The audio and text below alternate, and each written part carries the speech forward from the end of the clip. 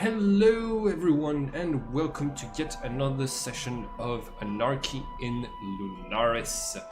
Today we are doing a sort of special episode. Since we had the same two players who were absent from the previous game be absent from this game, we thought we would go back in time just a little bit to when the Walter and Vand were in the village, in the resistance village, and do a sort of training session,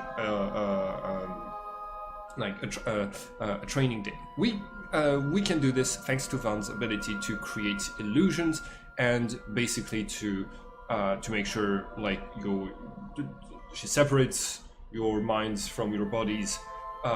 And like projects you into this like illusion-based space in which you can practice and train for different things. So I talked a little bit with the players and we set something up. So Vand, you said you wanted the stage for this fight to be based on Walter's memories and on. Yep. And on some memories that you had previously visited. I believe I had already shown this map, and I think it's a good map for a strategic, right, for either a fight or something else. Okay, so before we get started, before we get like into like a fight or something, I just wanted to see. How does Bond approach the rest of the group with this idea, and the role play that goes on between Walter and Vand. Vand, I'm gonna give you control over Dagger's character sheet so that you can control Dagger for this training session, and Walter has control over rifle, so that should be good. Please, both of you, take notes of how much life points you have at the moment. Hold on one second. Did you still have? Okay, just let me check one thing. Yeah, you're both supposed to be at this amount of life points. Did in the last game did you have rifle cast a spell, Walter? Walter? Appleby? Sorry, I'm muted. Yes, I did, and I have noted his current Xeon, so I'll remember that he has spent Xeon and that he is at a lower Xeon amount than total when we go back to the feature. Alright. So it's 121 for Bond for the life points. Okay, cool. This way we can reset the characters when we're out of the illusion training. Good. So, Vand, a couple of minutes before, you walked up to the group at the rebel base. And what did you do?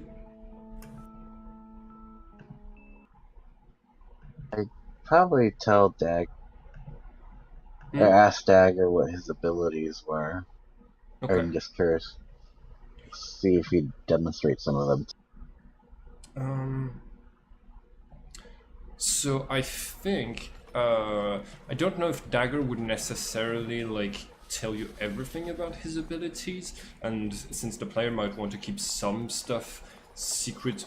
Not necessarily from you, but from your character.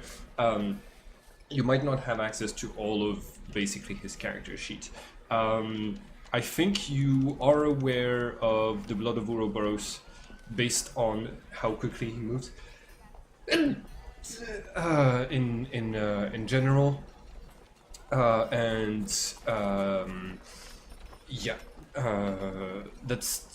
the only blood that he has currently, apart from the latent blood to get more bloodlines later. So yeah, you you are As he's kind of showing me some of his skills, I probably kind of like quietly be like, "Do you think you could defeat if it came down to it?" does he think what? If you think, I would ask him if he thinks he could defeat Walter if it came down. Um, his answer is probably going to be something like, it would depend. In a straight duel, no. If I have the possibility of ambushing Walter, of being hidden, if I can lay some traps beforehand, a lot of factors come into play. If I'm assassinating him, there's definitely a good chance I would be able to kill him, but it's based on the circumstances.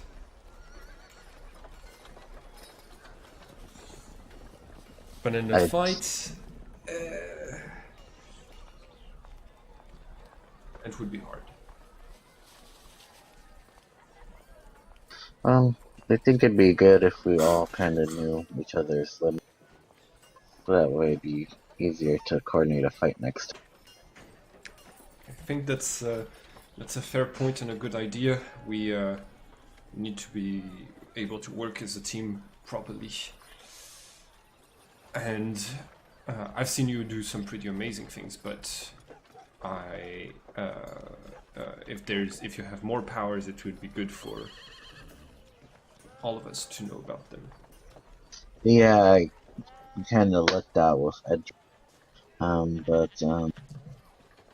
there was this thing that used to happen back when I was in. We would go into a mental state to kind of practice abilities and make sure we did it just right. We could probably do that today and practice. See how everything works together. That could be interesting. Is it dangerous at all? It shouldn't be. Okay. So you're saying it's all gonna be an illusion? Yeah. Alright. Be on your mind. I'm willing to try that. Let's see what Walter and rifles.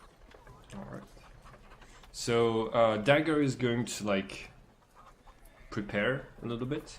I think like he would mention his that like if not his strengths, at least his weaknesses. As a part Duxarist, he has this strong allergy to metal. So if he touches any sort of metal, he has a chance of instantly dying from that. And you know about his addiction to blood. You don't know about his other disadvantage, which will come up later, someday. So yeah, you're aware of that. You go and he's going to like, you know, prepare himself mentally to do this training, like prepare his equipment and just like think about what he's gonna do during training. So you go and talk to Walter and Rifle on your own. You see Walter probably like at the edge of the village once again, currently trying to get rocks out of the goat's mouth that the goat's been trying to like eat. Walter knows it's not very good for that.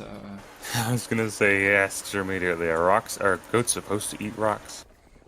I instinctively just teleport the rock out of the goat's mouth. But okay, roll potential. You don't need to roll projection, just potential. I just wanna, you know, make sure you can do it without causing any major problems. And no concentration. Okay, cool. Is that... I think that's enough for, like... which power are you using? I have to use the teleport. You have to use teleport, the major one? Okay. So that's 200... Okay, that's enough to pass. 250 pounds is more than enough to teleport that one small stone from the goat's mouth.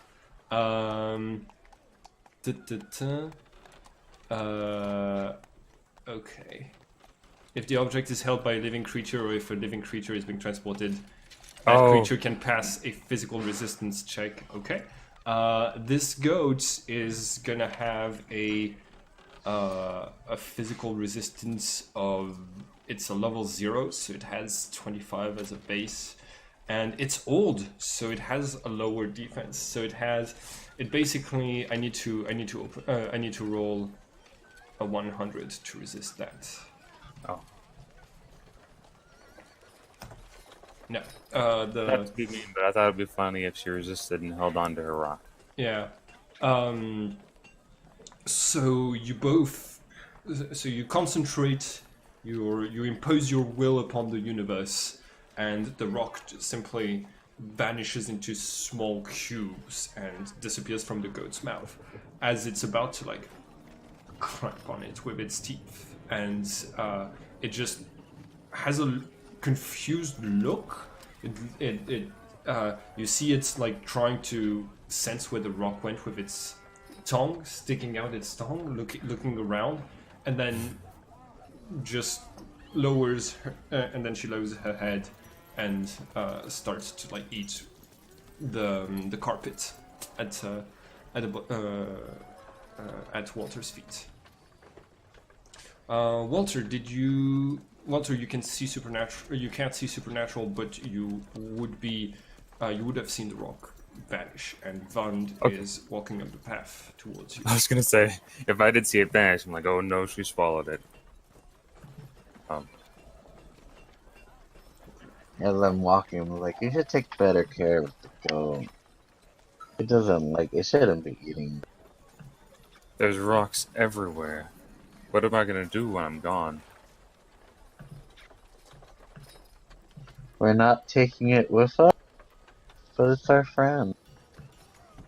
Into the mountains, where it is freezing cold, and we're hunting a potentially dangerous creature that would like to eat a goat. Does anybody remember what I named the goat during the last game? Becky. Becky. But who's gonna take care of Becky? I was hoping we wouldn't be gone for so long that I would need someone to take care of her.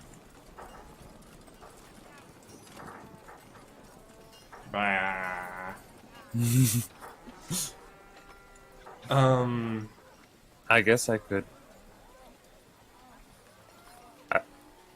There are people here I'm sure I could ask, but I was hoping to avoid that because I'm not sure what they would say if they knew I had decided to just keep their goat. As long as they don't eat it.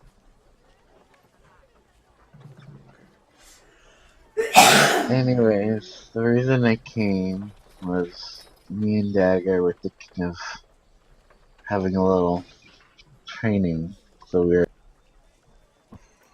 get ready for this next battle and kind of find some strategy when we fight. Do you think it will be so dangerous? I mean, there's been a few killed people already. I guess I'm used to that. So, are you saying you want me to join you? Yeah, you and the sword. Oh, I suppose that would be important. Yes. All right. Let me clear my tent of rocks, and I'll join you. Right. Rifle is eager for battle. That's what he was made for, after all. Yes. Also, I think Rifle would have been taking Zion from some of the villagers, but also from Becky, because as a living Becky's. Yeah. Practically, like, I've realized practically everything generates Xeon in the setting, because technically undead generate Xeon, living creatures generate Xeon, like practically everything generates Xeon. I wouldn't be that surprised if plants generated Xeon as well. But yeah, like he's yeah. Okay. Okay. So where do you settle down with your bodies to do this, Band?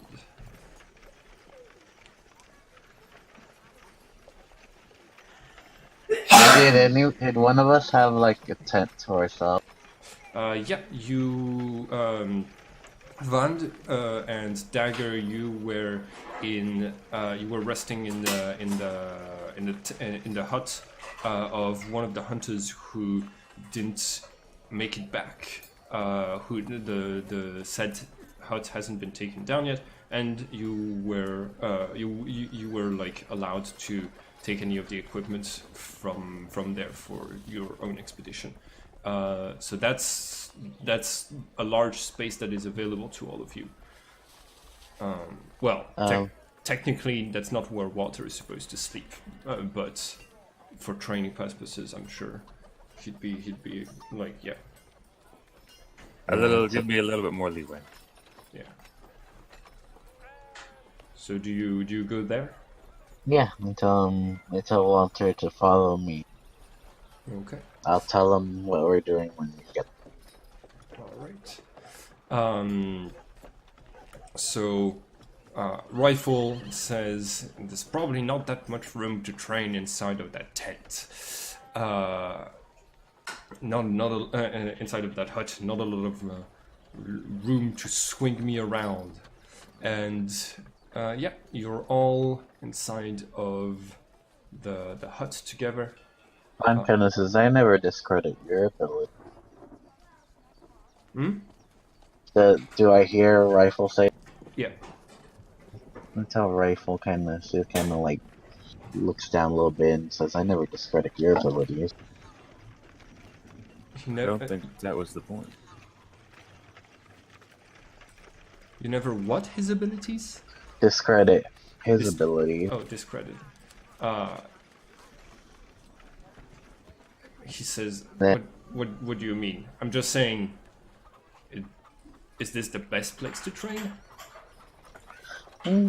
Anywhere's fine as long as we go undisturbed. It will be fine as long as what? We go undisturbed. Okay. You just have to think about it the right way.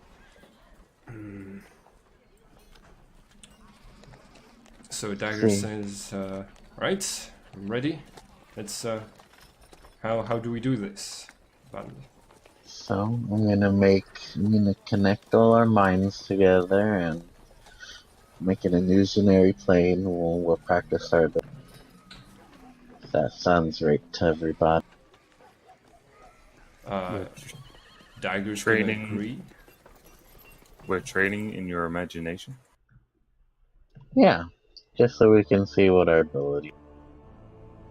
That way we can also not get hurt. We can go all out if we want to. Alright.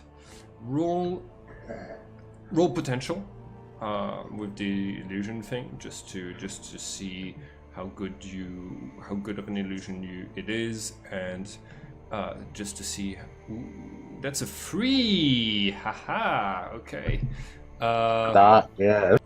That is that is not good. Roll 1d100 to see by how much you fail.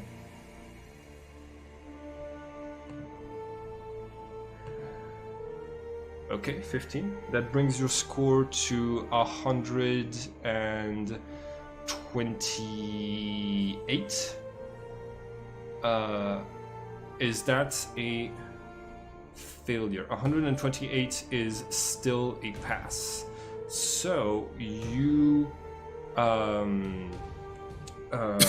so you are going to like fail to activate the power, but it might not damage you. I need to check those rules real quick just to have a look at whether or not you get some amount of fatigue and loss of life points from this. See that's why we roll every time you use powers, because you have a 3% chance of causing something. I have a higher percent chance because I have bad. You have what? I have bad luck. Oh damn! So you have a 5% chance then, right? Yes. Oh jeez. Okay. Did you? Bad luck is fine. Hmm. I said bad luck is. But it makes things really interesting for a psyker. If yeah. Oh, cool. You're changing your fumble range too. I was about to check if that was on your character sheet. Good. Okay. Okay, so just give me 1 second. Okay, so every time a psychic takes a chance using a power with a base difficulty level higher than his potential, he's exposed to possible failure. Fatigue. Psychic failure. Blah blah blah. Since. Therefore, the number next to fatigue represents the consequences the character has to face when they fail. In other words, it is the number of psychic points the psychic loses when he fails. Subtract the number from any unused points when the character fatigue points. If a character fumbles on his potential calculation roll, you must subtract the fumble level from your final score, thus worsening the consequences. Okay, no, you do not have to deal with any of the consequences of that failing because your potential is high enough to mitigate your failure. But you do have like this intense headache when you start trying to like meld all of your minds together into Walter's memories. You're having trouble. With like Rifle's mind, it's not based on a brain, so it's harder for you to like connect to it, and you don't know everybody's skills that well, so it's hard for you to like create an illusionary body for them to use and stuff like this. So it's giving you a headache. Yeah, I imagine sometimes the world just like gets like a little blurry for a second. Yeah. Okay, so yeah, they can feel like the start of the illusion, but then it just vanishes again. So Dagger is saying, "Oh, we're here? Is this the are we in the illusion now? It looks exactly the same." And like he's gonna try to like poke his hand with a dagger to see if he like still feels pain. What do you do? Just really quickly, are his daggers made of metal? I don't think that they would be maybe he wouldn't poke himself with the daggers if they were made out of metal. But he has other stuff, right? He has a Tanto and the Taekwondo kick and the Banshee-based dagger. I think the dagger that he had enchanted with the Banshee tears would definitely be made out of metal, because the Banshee's tears are silver. Let me check if it is just iron or all metals that hurt them. It is specifically all iron. I know it mentions that if a weapon is steel, which has like a part of iron, then the resistance is lowered. All right. If they make if their skin makes contact with any metal containing iron, the Dexaris must pass a check with their base presence with a difficulty of 60. If they fail, they suffer an adverse reaction penalty to all action equivalent to the margin by which they fail the test. If it's pure iron, the difficulty is 80. The negative effects disappear at 10 per minute. Okay, cool. Yeah. Then, like, if it's the Banshee, he tries it with the Banshee dagger, and it doesn't affect him. Okay, Vand, what do you do?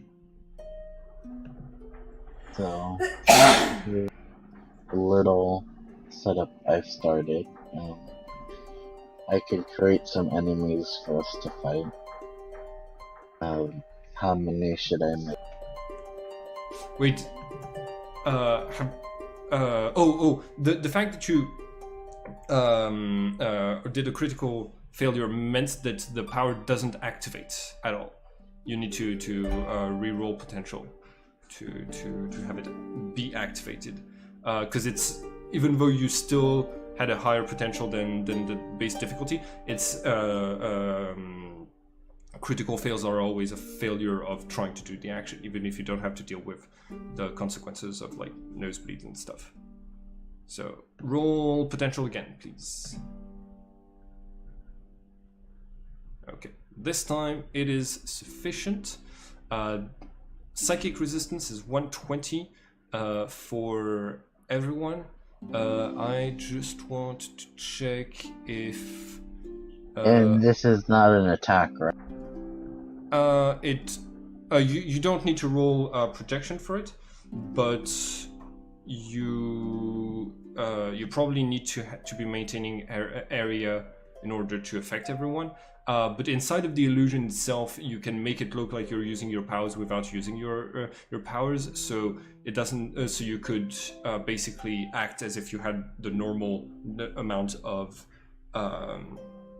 attaches, anchors available for your powers. I would probably have area, mind connection, and the psychic. Okay. In outer world. All right. Everybody gets a chance to resist the illusion, just in case. It's difficulty 120, and just like it's more of a reflexive thing than a really like an effort. Oh wait, no, that's poison resistance. Never mind. Actually, yeah, no, that's not necessary. Nah, never mind. No need to roll this. Okay, you are all inside of one of Walter's memories. What is this place, Walter? Well, if you're just going anywhere, why don't we go to one of those big ships, one of the big metal ships I was on. Only this one's been mostly cleared of enemies. It's sort of like a safe sector. Maybe like due to, we want the room to be clean, but you know, eventually in his memory, people will come and go. I don't think you. I think Vand chose this place specifically, the staircase, the map that you're all on right now, and like that's why I was asking you, what is this place? Oh, what is the place actually? And this is the place that I had the very same place that I had that training memory before. I think it's going to be the same manner, but it's not. It's not exactly where you were training. I think you'd have been training like in a room where like summoning is easier, where there's like summoning runes and things like this. This would more likely be either the entrance to your family's old manor, or the entrance to a specific part of that manor, or the courtyard. Yes. Yep. All right. So, yep, we could totally say that this is the Gallimore Manor courtyard. The original Gallimore Manor, not the current one, which is in disrepair. And there are all sorts of verdant greens, as you can see. Wait, who the heck is this guy? It's part of the map. Okay, I didn't see him last time. I didn't notice. I didn't have Photoshop, so I couldn't really like erase him. But that's fine. Like a lot of the maps that I use are like artwork from different games and things like this. So yeah. I just wondered because you have a lot of models. Okay, but yes, Gallimore Family Courtyard. There's a lot of greens and flowers here. There's even though it is of course completely dark and the structures are very towering and spiky shaped and generally foreboding and unfriendly. She does have these little lanterns, which I don't imagine are in too many places because we don't really need them all that much. But they give like this sort of scenic little glow of light to the area, just enough for us to be able to see and fight. Thankfully. Yeah. It's so the lances might not be that necessary for Vitalis, but you have other creatures at your service which might I do. require it more. Your family is more of the summoning undead and using undead types, so not necessarily that, but you might also have some humans, elves, and so on and so forth. Yes. It's not uncommon for a noble family to have these types of retainers, especially since those can be the main source of food if something ever happens to the pumping stations in the city. Oh yes. All right. So, all right, Vand, you're inside. Everyone is inside of your illusion. Everyone is like, looking around, testing out their senses and their bodies, saying that like, yeah, it feels pretty real. It's pretty convincing. What do you do? I say, okay, so this is the spot I've chosen. Seemed pretty ample. I can make a few enemies for us to, and then I kind of make them appear around here. Okay. So who are you? Wait, where do you? All right, around here. So I'm gonna use some of the ones that you said you might want to use for this game. Just give me 1 second. Yep. So you make the Void Knight appear, correct? Yes. Okay. Is there anything else that you would want to have now? What were the other things you mentioned? Oh yeah, you mentioned that maybe a version of Edric might be interesting. You didn't get that much of a chance to tell how powerful Edric was, but you could still have like the character be there. Yeah. Do you him too? Yeah. Okay. Any other opponents right now, or would those two be enough? Yeah, these two. Okay. All right. Flip horizontally. Okay. And I'm gonna take off the dead sign for him. Cool. So, Walter, you see the Void Knight guards captain, whose name you still don't know, appear at the top of the stairs to your family manor, along with Edric, and that's not part of your memory.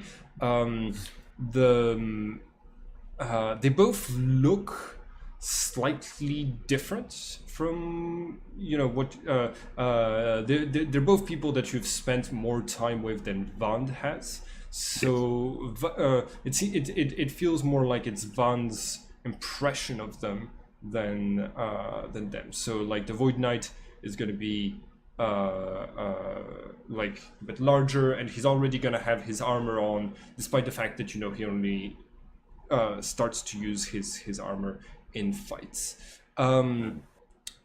Just wanted to ask you, Vand, do you search in? Do you try to make this fight realistic by searching Walter's mind for the details of the Void Knight fighting style, or are you just going to use what you remember of the Void Knight for this? He'll probably use what he remembers. He might look into Walter's mind for more info on Edric. On Edric? Okay. Do you ask for permission before you do that, or do we just make a roll to see if you're able to get that info? Shall we just do it? All right. So Vand, because of the circumstances in which you've spent most of your life, you don't necessarily have this sense of other people's mental boundaries and things like this. So you just Well, pop I feel into. like she does, but she's like, "Oh, this is training." Plus, Mm-hmm. she's still on the fence. All right. Walter roll psychic resistance and Vand roll potential. Ooh, nice. Open roll. That's pretty good. And once again, low psychic resistance checks. Yeah, you're definitely getting a lot of your mind read. So 275. That's going to pass by the difficulty by a long shot with Walter's horrible psychic resistance. So you're able to glean most of Walter's memories of Edric. So you know most of the powers that Edric had that that Walter was aware of. Just give me 1 second. So you know he has area, mind control, psychic assault, mental communication he used, and psychic illusion. And he's going to get started immediately using like psychic illusions to hide where he really is. So he's gonna. I just need to like cast those. Oh, 1 second. I took some heavy. I took some heavy damage, so I still have the all action modifier of being extremely dead from the previous game. Edric? Okay, so now that should be able to do it. Okay, cool. So psychic potential, illusion. It's 300. That is enough. Everybody, make a psychic resistance check, please.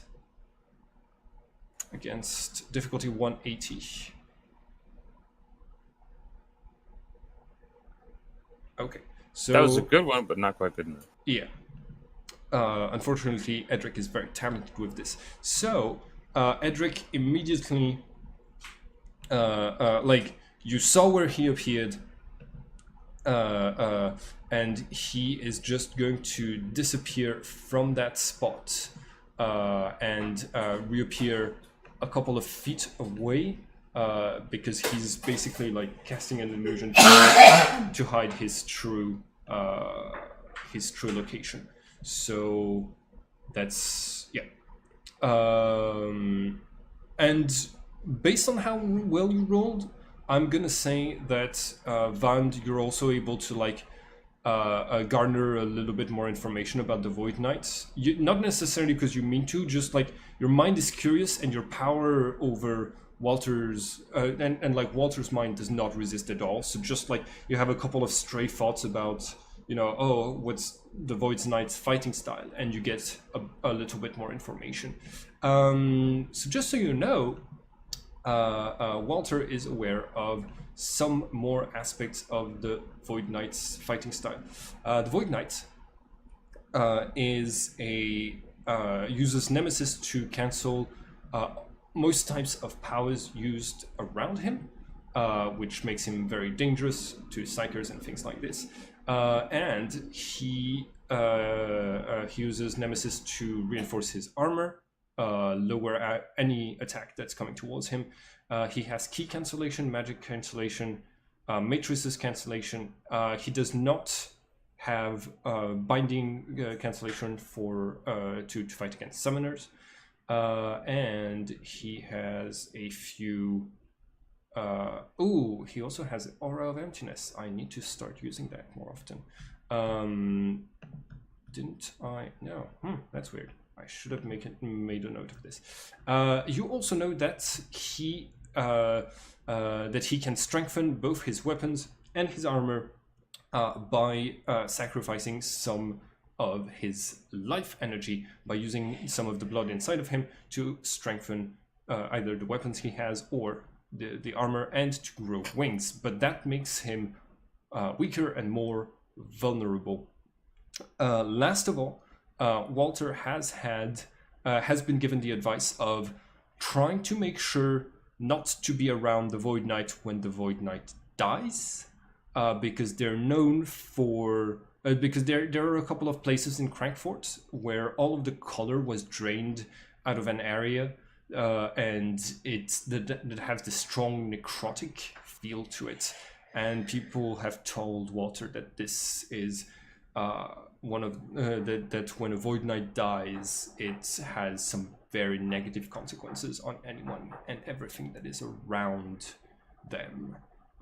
And those spots have been mentioned to Walter. So like places where just the color disappeared and everything is black and white.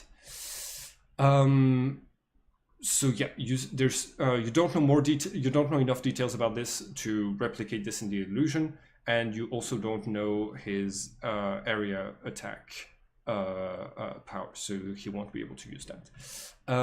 Cool. So yeah, everything is ready. The Void Knight and Edric are just standing there waiting. What do you do?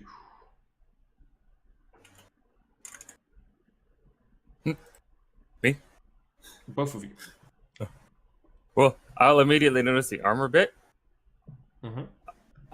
And look at Van, nod my head. I assume that's you. You cut out. Yeah, you cut out. I assume that's you.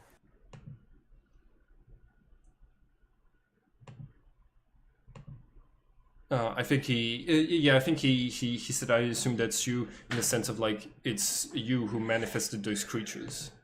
Yeah. I kind of clapped my hands and said, okay, we can start. All right. Start. So you see Dagger saying, so it's a fighting training. Perfect. And he is he's not going to be too happy about not getting the time to hide before this starts, but he's going to try anyways. So everybody roll for initiative. You two have control over the over your two with the two characters that, like your character and the other one that I gave you for this session. So Van, you control Dagger and Van. Walter, you control Rifle and Walter. So roll initiative for both of these, please. Oh, right. Two-handed sword. Would he use two swords? Sorry? I'm going to have him use both daggers. Yeah, Dang it. Just use the normal daggers things. Okay, for the Void Knight, is the Void Knight going to go all out, use his armor and strengthen his weapons? Is he going to try to kill you this time, or is he just going to try to capture you like he was doing last time with his whip? He'll try to kill us. He'll start off with just the armor. And like just power up his armor for a minute. Okay. Just his armor, and he's gonna try to kill you, so I'm gonna be rolling with the two-handed sword initiative. Okay. Oh, I should have clicked this. Hold on one second. Here, I put the turn order. Everybody roll initiative by clicking your token. So, like, re-roll initiative, because I am too lazy to... there we go. I'm too lazy. That's 1 point better. Okay. All right, and Edric is gonna have an initiative of 55. Okay, cool. Descending. Ooh, Rifle's got a big 0. Oof. Roll 1d100 to see how. Yeah. Okay. 0. That's pretty good. Well, initiatives just get. Oh wait, he wouldn't be at 0. No way, he would be at 0 because it gets a negative 125. Oof. Okay. Yeah. Initiative 0. So, Dagger is first. What does Dagger do?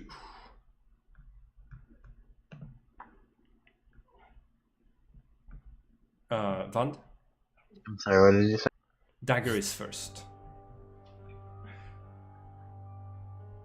Dagger is first, and you're in control of Dagger's character sheet, so you control how he's going to behave during training. Maybe he'll try and sneak around over. Okay. He has the blood of Ouroboros, so he can surprise with. So he knows he's surprised the Void Knight. Also, remember he has access to a new weapon. With the Banshee's dagger, he's able to do a sound wave attack by screaming. How far away are they? Distance-wise.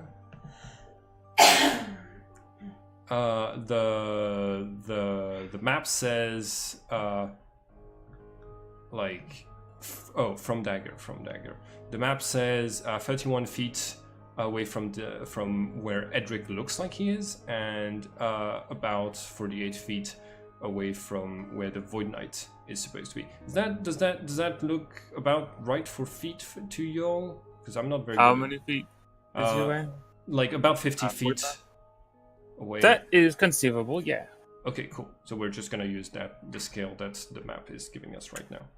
So he'll use his first action to run up to the void. To run up to. Okay. Oh yeah, he's gonna run up to the Void Knight. Okay, so that counts as a charge. You get some. You get plus 20 to.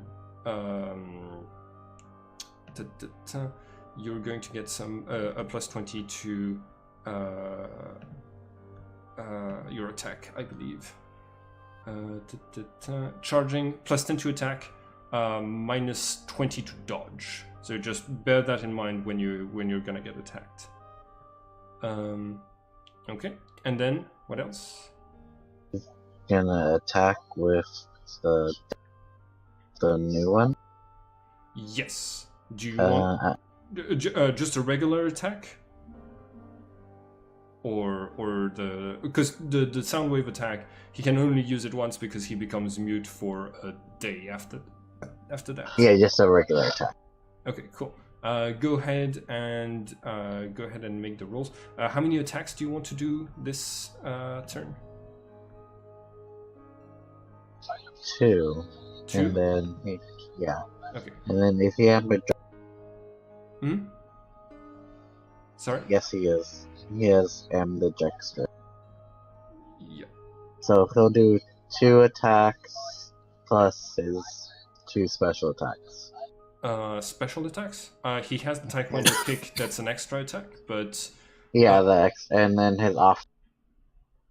Oh, right, yeah, offhand. Yes. Yeah, I rolled with offhand. Okay, cool. So that is... Okay, just give me 1 second.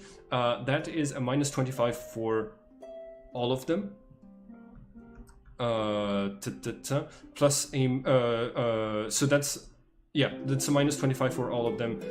Minus 35 for the offhand attack, if I remember. Yeah, and a minus... But he has ambidextrous, so it's only minus... Sorry? Yeah, you're right. Yeah, you're right. Minus 35 in total. And the Taekwondo kick is, I believe, just a minus 20. So overall, that's not very big penalties for doing 4 attacks. No. Okay. That's wrong. I forgot to do the minus. Okay.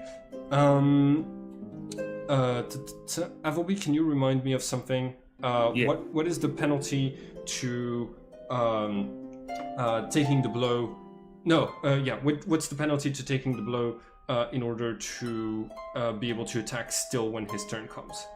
Minus 90, right? Negative 80. Negative 80, okay. And I've been surprised. So first attack, I take minus 170 on my roll. Because of surprise, that's pretty bad. Okay, cool. So... Attack 258, defense 40 in total. He went full armor, if I remember correctly. And that means he has a protection of 10, which means he is dealt 110% of the weapon's damage. He also has armor reduction module. I don't know how. The knot makes the I think it lowers the incoming damage by 20 or 30. Just give me 1 second to check in the Luminous exit. But that means that you only do 110% of either 5 or 15. Okay. So just calculate that both of them for me real quick while I check the knot. Here we are. Knot. Armor of Emptiness reduces it by 10 points, and Knot reduces it by 30. So it's actually 5. So it's actually just like 5 points of damage right now. That's all that this attack is able to do, because of his armor and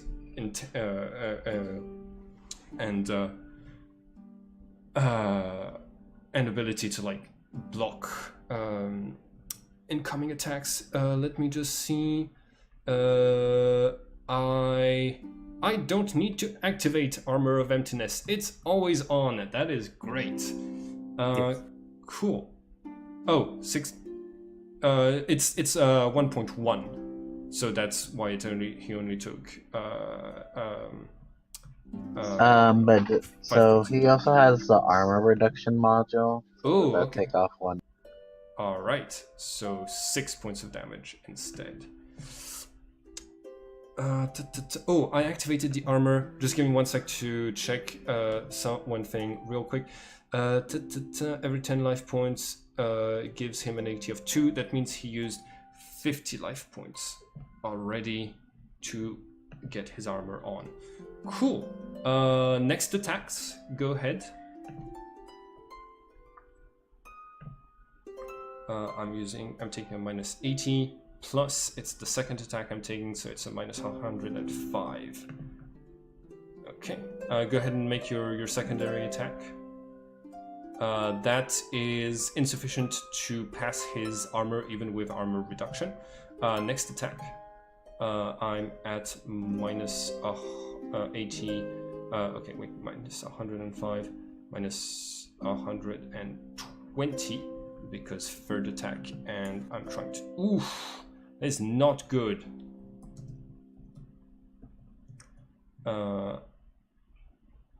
Okay, that is really bad. I have essentially a defense of 0, and that's a nice open roll to have in exactly this moment. Yes.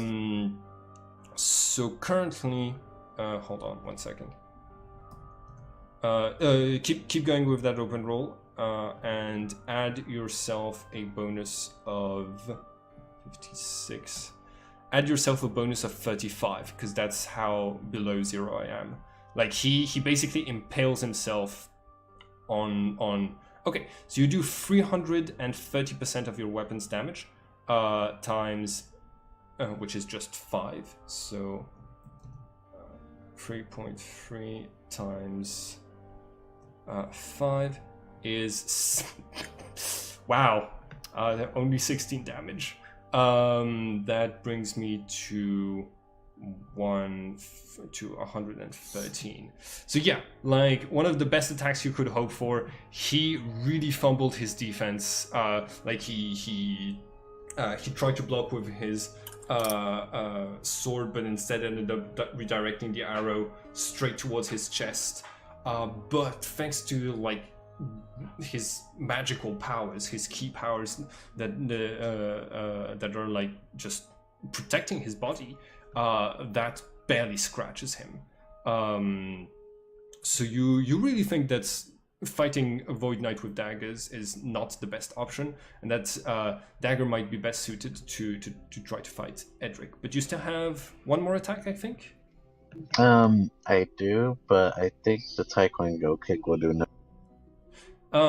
Well, he's still going to try to block it, which means he will get a higher penalty for the next attacks that he takes after that.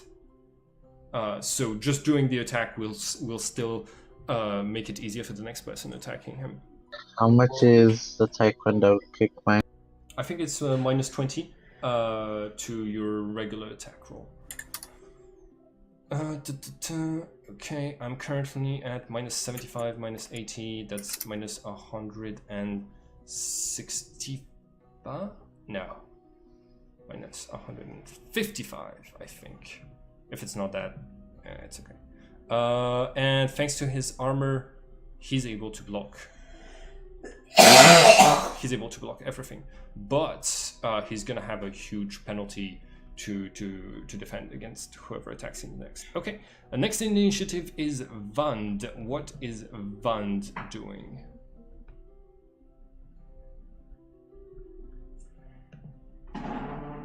I think that way she can shoot a lightning bolt at.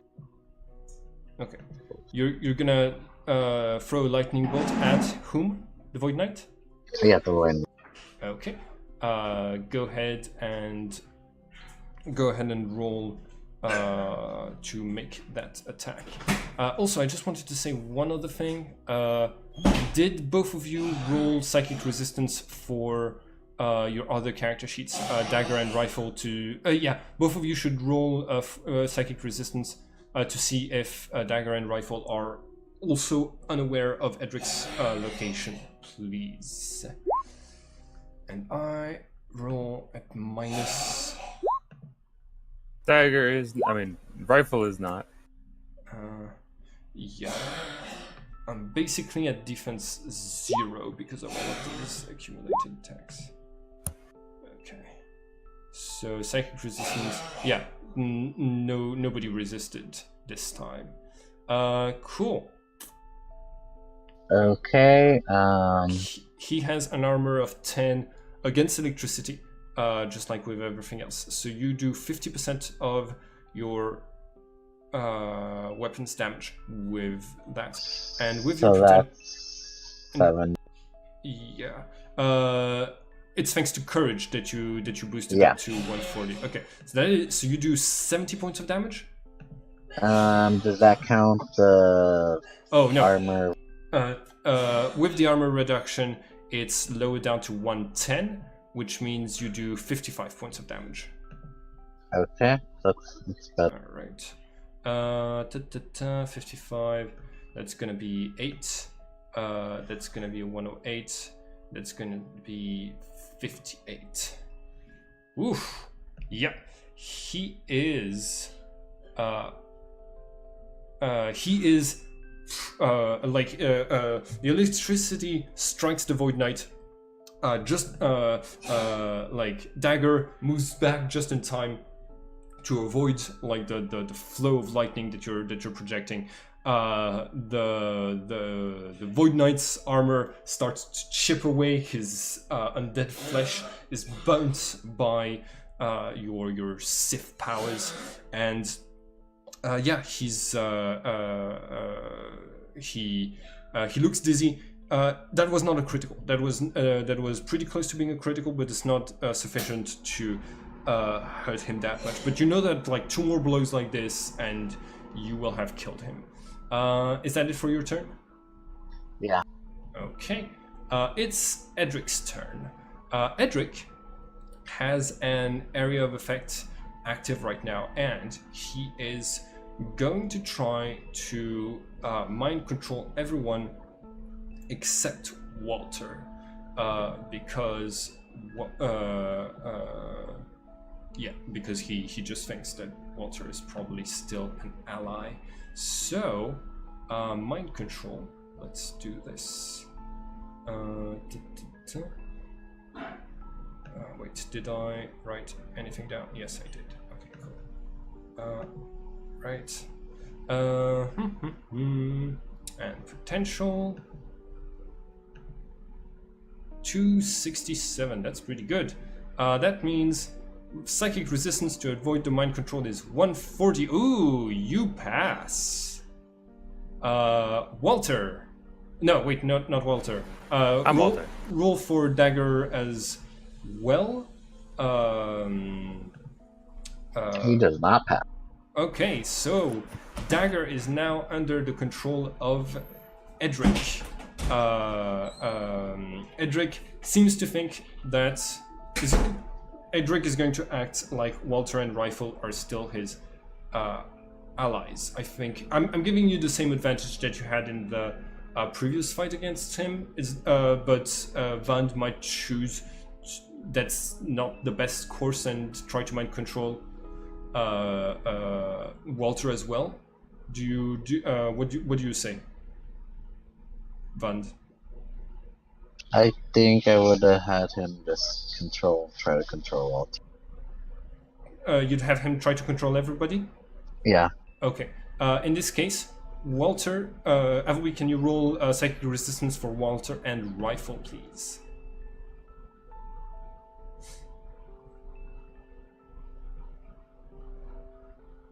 That's a fail.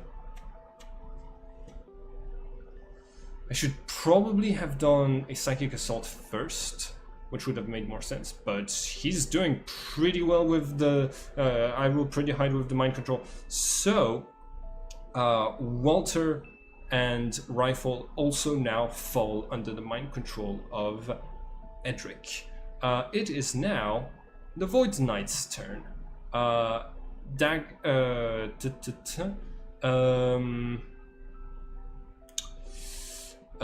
Is he going to tell that Dagger is not in his mind control anymore? Not necessarily. Unless Eldrick says something, he wouldn't know. Yeah, I think you see the illusion of Edric turn to the Void Knight and say, I have all of them under control apart from the girl. And he points to you and says, I need her for my collection. Has he appeared with like the sphere in your illusion, in the sphere with the captive creatures that he had before, or no? No, just him this time. Just him? So that would make him just a bit weaker, actually. Yeah, so that gave him a plus 40. So it's going to reduce his psychic potential by 40. Just give me 1 second to check things. That would be 227. That would mean the difficulty to resist his mind control is 120. And everybody still failed. Dagger by just a little bit. Okay, cool. So the Void Knight is going to charge. At Vand and try to kill you. I took all of those penalties to be able to attack, so I'm going to enjoy this. Yeah, he's going to use both of his weapons, one after the other, starting with the whip to try to capture you, and then use his two-handed sword to try to kill you. Okay, whip is... Alright, let's do this. Attack.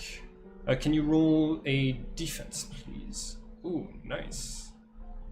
And I rolled a 1. Okay, you might get a counterattack bonus, which, I mean, like, yeah. I have daggers, but I'm not gonna use them.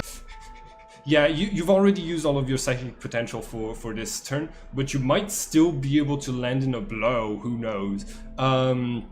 Let's see, how much do I fail by? 1d100, plus 15 and minus 201. So that brings me to, 136.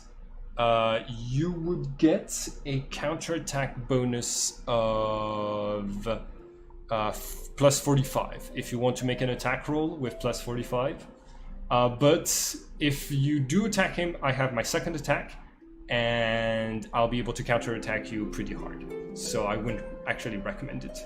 Yeah, I wasn't gonna do it. I have nothing in attack. Alright. In this case, two-handed sword. Had I added the quality? Yes, unfortunately I had. Alright, never mind. Blah blah blah. Quality is back to 0 now. Damage 150? Jesus. Oh yeah, damage is pretty hard with the two-handed sword. But I just lowered so it's actually just 140 because because he didn't boost the quality. Cool. Let's see about. It's my second attack. I'm at minus 25. I should have put the minus 25 on the previous one, but that's fine. Okay. 248. Okay. You're going to take 40% of the weapon's damage. I have armor. I have. Oh, how much armor do you have against cutting?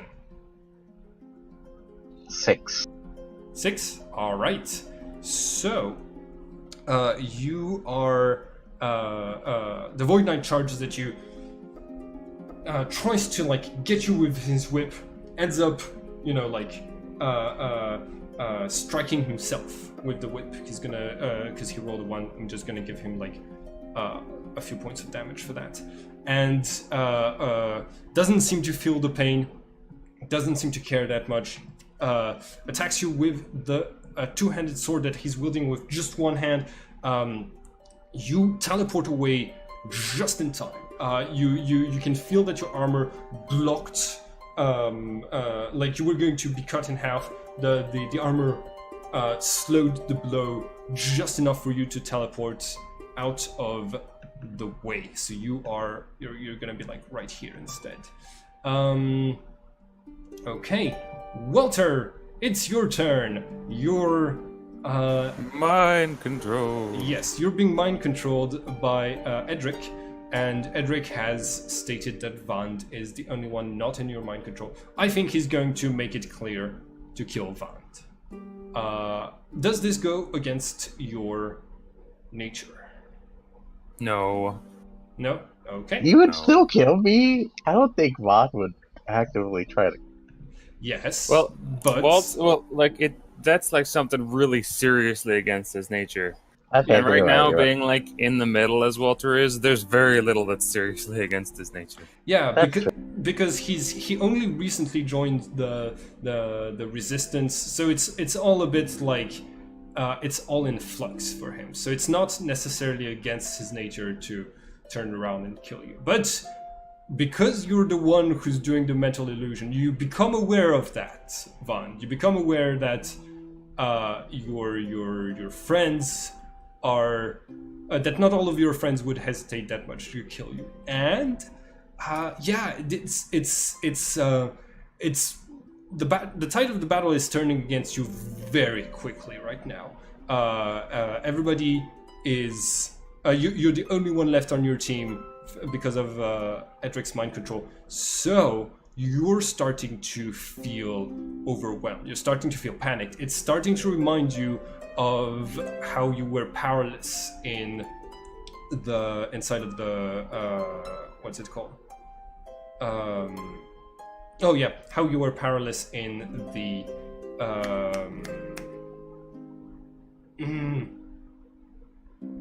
torture chambers. Yeah, basically in the testing, like in the lab where you were being experimented upon to like test your psychic powers.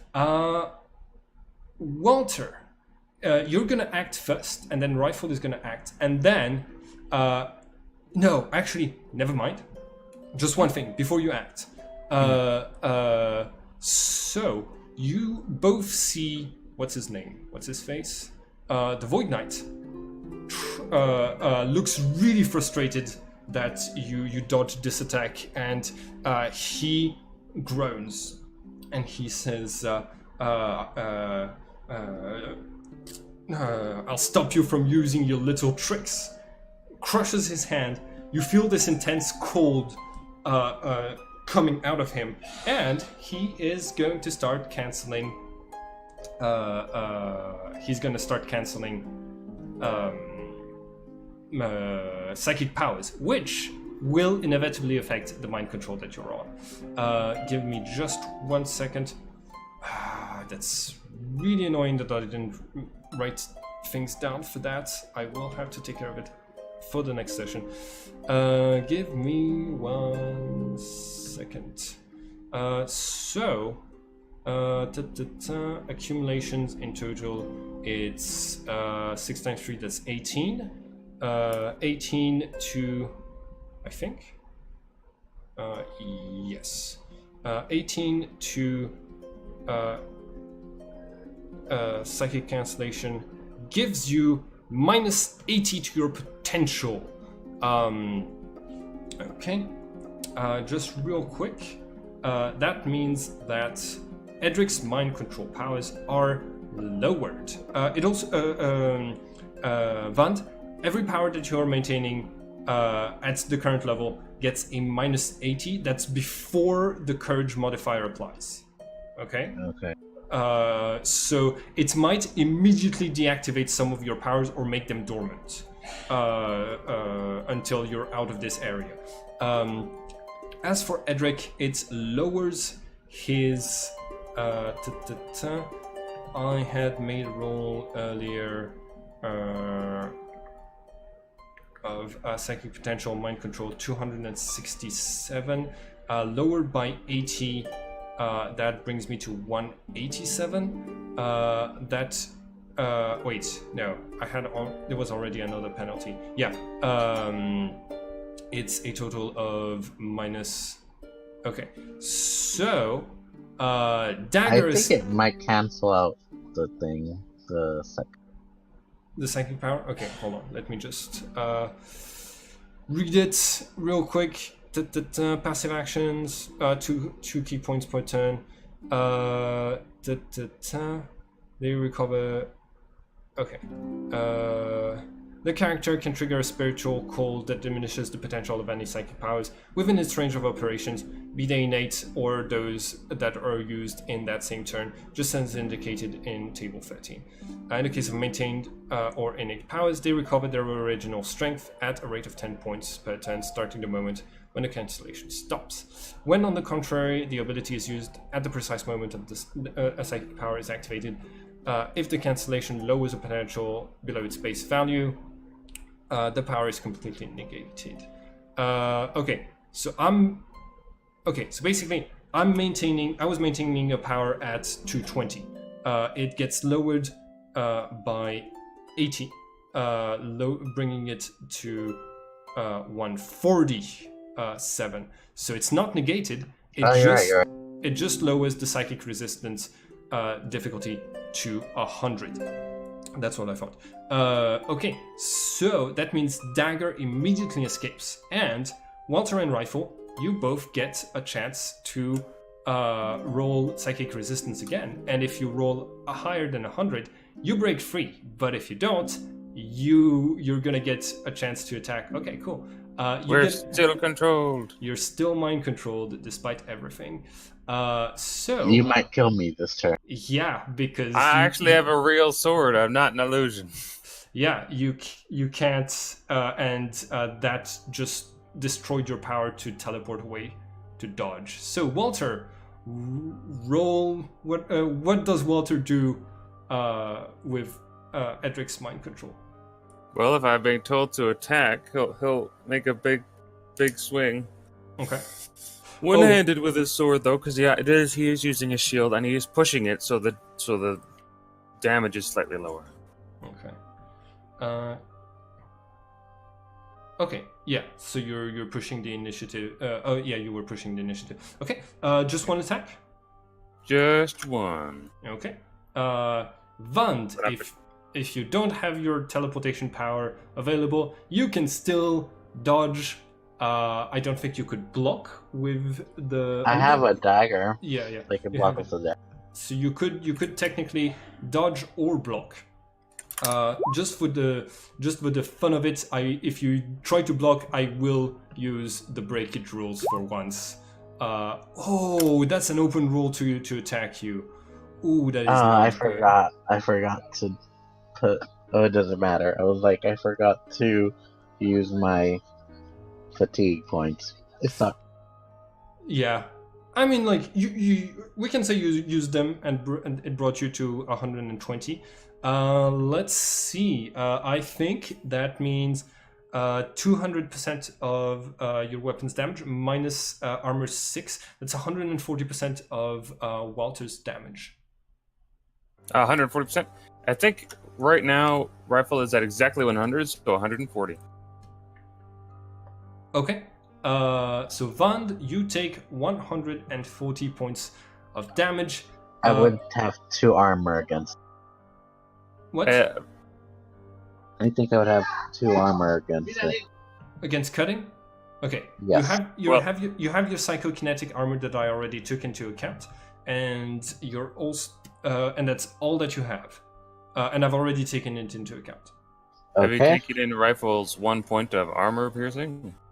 I have not. No. So it's actually 150% of your weapons damage, which is going to be 150. How much? Yeah. So if you started off with all of your life points, you currently have 25 life points left. That's a critical. Yeah, that is a pretty big critical. Roll physical resistance against 150. And Appleby, roll 1d100 plus 150. Okay. Plus what? Wait, 1d100 plus what? Plus 150, plus the damage that you did. You don't die! You don't die, but... At least by critical means. It's... I mean, like, you might still die. Hold on 1 second. Does he have anything to enhance critical hits? I do not. Okay. What about the quality of... would that... No, I don't think that would have an effect. That doesn't increase in critical. Okay. So, critical damage. You failed by less than 100. Suffer an all-action penalty equal to the level of the critical. The critical was 150, so you have minus 150 to all of your actions. That's not great. Well, I'm not doing it. Yeah. The penalty diminishes 5 points per combat turn up to half of its value. Hit location must be determined. So... Alright, let me do that. Roll 1d100. That is a limb of some kind. I think it's an arm. Upper forearm. Okay. You might get a new hook hand. I assume the arm she tried to block with the dagger, it just broke. So yeah, if it's your upper forearm, it's gonna be like near your shoulder.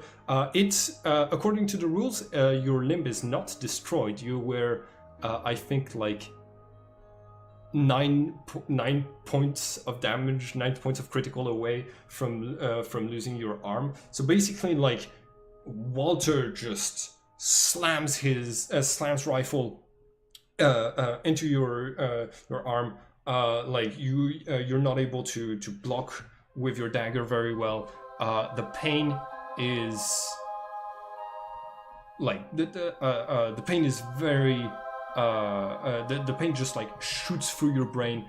It's you have strong memories of pain from your time in the lab, so you are able to replicate that pretty easily in this illusion. And yeah, the situation is really not looking good because this much pain makes it almost impossible for you to use your psychic powers without a tremendous amount of risk. And it's Rifle's turn. What does Rifle do? I'm sorry. I'm Rifle. Yep. Yeah. Rifle. Well, he is a bad mage right now. I was gonna say, did he take Xeon for? Yes, he has been taking Xeon, and he can accumulate for just an itty bitty spell. Okay. What spell is he gonna use? I think this one. Okay, he didn't put all of the details in here, which is fine because that's ridiculously long to do.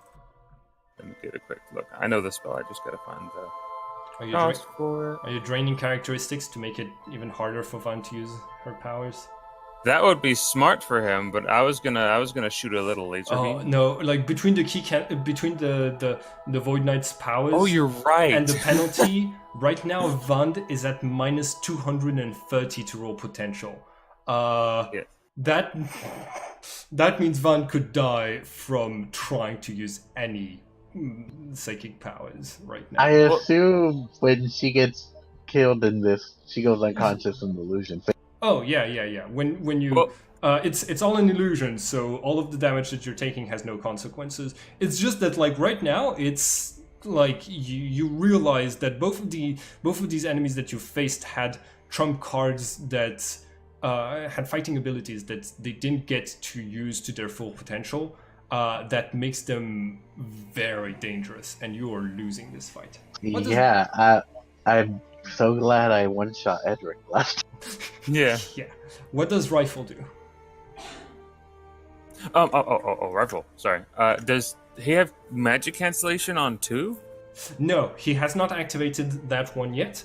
He basically only activates the cancellations that he as soon as he starts encountering a specific power that annoys him. But usually, but usually he waits until an enemy has like used at least one power to start using cancellation powers. So since Rifle is not an enemy right now, he's not using the magic cancellation. Oh, and holy jeez, he has a ton of magic accumulation. I didn't know he had this much. Yeah. He actually doesn't have drain characteristics, but he's gonna try to take all of her magic and make her very tired and give her even more negatives. Okay. I was like, I hope she didn't learn the fire mines. He can just make a magic resistance. He has to attack with it though. Sorry.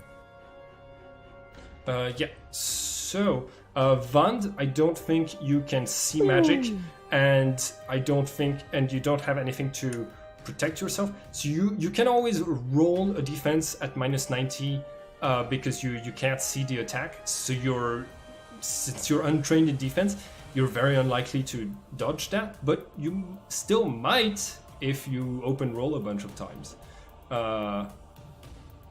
Do you wanna roll that defense? Vand? Tez? Yeah. Oh, there it is. It's 111. Well, thankfully, the failure doesn't make it too bad, but you do have to make a resistance against 140 magic resistance. Okay. Magic? You can't be psychic? No. Because you're being affected by a spell, not by anything else. Alright. What was the difficulty? 140. And then I believe you lose 102 points. No, you lose 84 points of Xeon. Is it half or twice as much or the same amount of failure? Just please check the spell real quick. Equivalent to 2. Yeah, double. Okay. You have I think you have a power of 6, so you have 85 Xeon in general. Give me 1 second to check. You do have a power of 6. Yeah. So how much the Xeon does Vand lose? 84. 84. So you have 1 point of Xeon left. Do you use those Xeon exhaustion rules? Yes, absolutely. Okay. I believe that is a half. You lose half of your fatigue points, and also take an additional negative 40 all action penalty. Okay, so I lose half of my fatigue. Yeah. And it's and no, his Xeon has not reached 0. His Xeon is at 1. Oh, you're right. Now. You're right. It has so 1. He only loses 2 points of fatigue and minus 10 to all actions. So you are currently at minus 140 to 60 to all of your actions. But you it's a new turn, so you recover and you're only at minus 155 to all of your actions. New initiative, everyone, because this fight ain't over till it's over. Now, never mind. Yeah, there might still be a way to win, because right now the illusion is. I need to check something. real quick with Edric's Illusions. Okay. This calming music is very interesting for this. Yeah, this is my like dream and illusions playlist. Yes. So it doesn't always fit very well if we're just doing combat, but like this is, yeah. A dream. By the way, well, I'm admittedly usually like obviously luck is a thing that doesn't necessarily exist, but I'm usually pretty good at it, but not with Walter or rifle. Pretty good at what? Luck, Okay. like rolling well.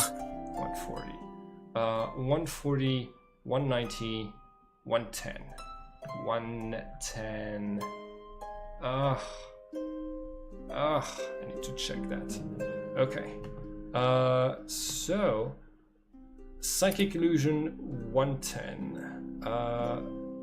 What does that do for me? That does... Aha! 80 psychic resistance. Everybody make a psychic resistance check to see past Edric's illusion now that the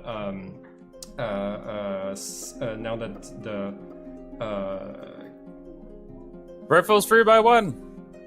Okay. Walter's so free. Okay, wait. That was a 2. What does a critical fail do on a resistance check? I think that's a fail. I think that technically you can actually just straight up fumble resistance checks. So you just like roll again and get the penalty. Yeah. So if you I'm going to roll real quick, and if I roll anything other than a 1, you are 86. So you Fernando, which one was the first roll you made? Was it for Vand or for? Yeah, that was for Vand. Okay, so Vand still sees Edric where he is, and give me 1 second, and everybody else is going to see Edric where he actually is, which is right here. I think everybody else. Avelby, you passed by 1. I did. I got it. Okay, cool. I mean, like, it's useless as long as you're under my control, but yeah. Yes. Cool. New initiative. Yep. Select your tokens and make a roll. I have made my 97 for rifle, 5 for Walter. Wow, your initiative is not great. No, I have been rolling very bad. Ooh, open roll for Edric and for the Void Knight.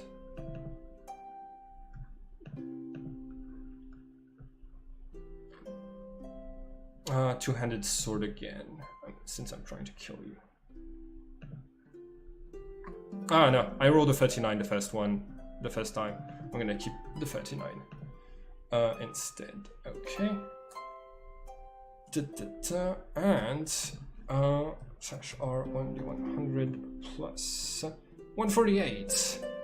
This brings us to an initiative of 191 for Edric of Flatsburg. He's very fast. Yeah. Faster than Dagger, thank God. Okay, Dagger is the first to act. Dagger sees past Edric's illusions. Okay. Dagger does not have the initiative surprise, but Dagger does have one advantage.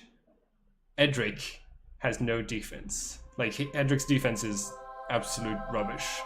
Just like yours is, when you can't use your psychic powers to defend yourself. You're both exactly in the same situation, Vand, and yeah. He's gonna do the same he did to the Void Knight. Okay. So 2 attacks plus his 2 free ones. Okay. I'm gonna let you. Okay. You. In case you kill him early, I'm gonna leave you have your other attacks if you want to like run to the Void Knight and try to murder him. with whatever attacks you have left. Go ahead, start making all of your attack rolls. Minus Wait. 20. I was gonna say, technically the Void Knight should have not been able to get to me, because he was on the defensive. No, he wasn't. I took the minus 80 penalty every single attack to to take the blows. I was not on the defensive at all. And like that's why you were able to land some blows. The Void Knight is a defense machine. It's a monster when it comes to defending against attacks. It is really hard to kill a Void Knight. That's why I made it such a that's why it's like gonna be one of the recurring characters, and every damage that he does to you counts as a sacrifice. So he's just going to come back again and again and slowly get your life points in a way that you can't heal very fast. He's a pain in the ass. And it's minus 25 for a second. Okay, 1 second. Where is Edric of Velansburg? Okay, Edric of Velansburg is here. My dodge is 5, but I don't have anything to block with, really. Do I have a staff? I have an ornamental sword. He draws... if he draws, he gets penalties. He's just gonna try to dodge. So... How much is an extra attack? Minus 30? Okay, you minus 25, and then minus 35, and then minus 20. Okay. All right. Wait, what is that? Huh? Why did it? Oh, I think I might have put the minus 25 on 50. Oh yeah. That's why that happens. Go ahead and re-roll that.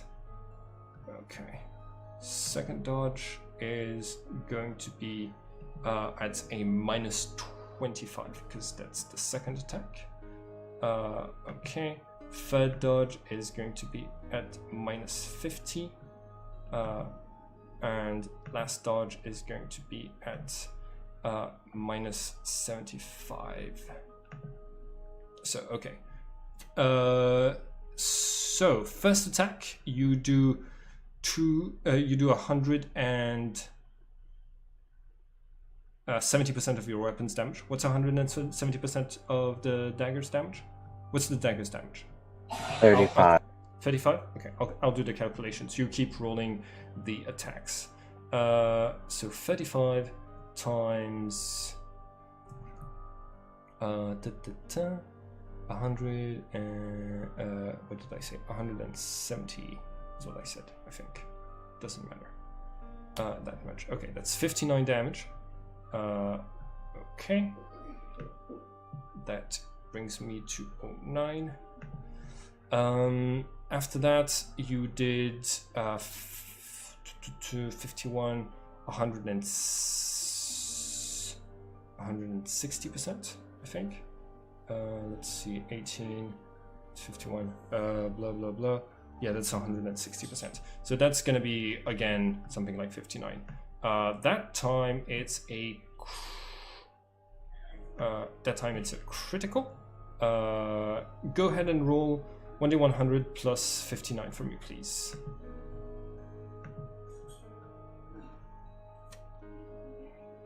Bond. Cool. Oh shit. That's so you've hurt him enough to do a to cause him some pain. That's a critical. He's going to get a penalty to his next dodge that was already pretty bad. That's 100. Okay, 55. We're gonna say that's 5. That's 8 points, and that's minus 18. Minus 18 to all of my actions. Okay. Okay, and the next attack that you did, I rolled a defensive 0 now that I have a penalty. You rolled 236. That's 230% of your weapons damage. And you said the damage is 35, right? Vand? Hello? Vand? Oh, okay, one sec. Did he post anything? He wrote down 1 second. I'm at minus 30 life points. That's death if you have less than 7 constitution. I have a constitution of 10. Constitution is important for psychics. That was 80 points of damage. Can you roll 1d100 plus 80 for me, please, Evelby? Yes. To determine levels of critical. 139. Okay. Cool. So he resists this. I believe I'm unconscious if I fall under 0 life points.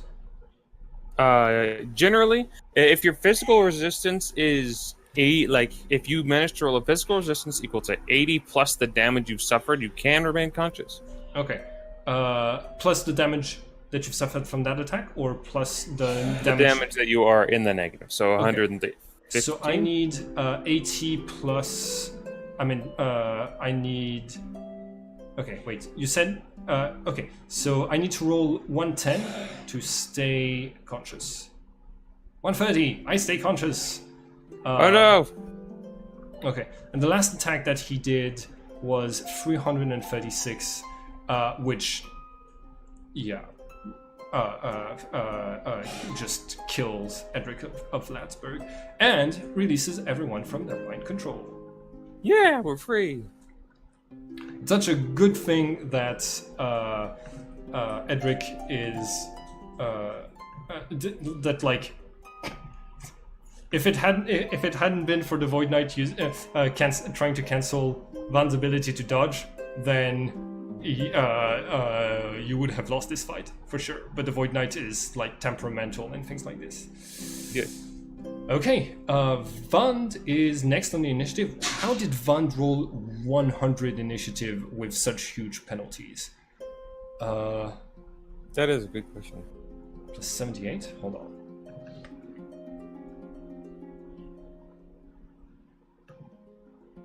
Yeah, that's Vand was only supposed to have like 12 of initiative. So,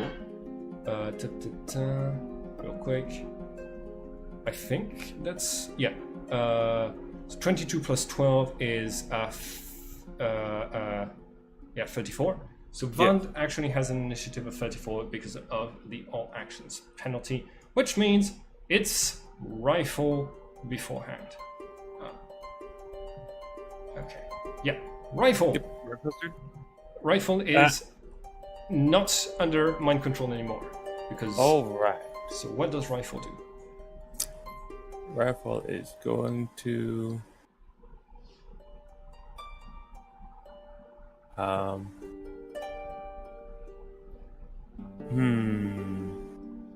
It's the Void Knight's initiative next. And he could really, and Vand is really hurt. No one has attacked Void Knight yet, though. And let's see. Well, he is Dagger attacked the Void Knight a few times. He is technically undead, right? Yes. Can rifle spend fatigue points as a sword? No, I think I ruled out the use of fatigue. That sounds fine. However, if he is dead, I'm just going to take a shot for necromet and take paralysis.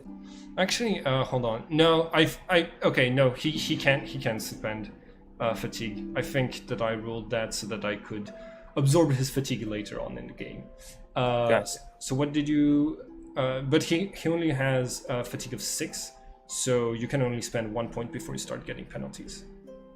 I was going to spend 2, but I also realized that the spell I wanted to cast, he doesn't have the intelligence for yet. So, he is going to use necromantic paralysis at an intermediate level. Wait, it's one of his... one of the spells that he has available. He doesn't have enough intelligence to cast it at any levels? No.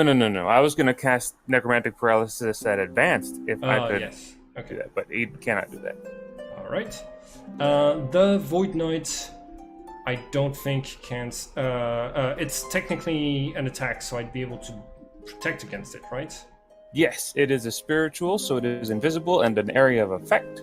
But I think if he can block projectiles, then he's good against all those. Can I block projectiles? I don't think I have. Wait, hold on. I know the Raziels can do that. I don't know. Key cancellation.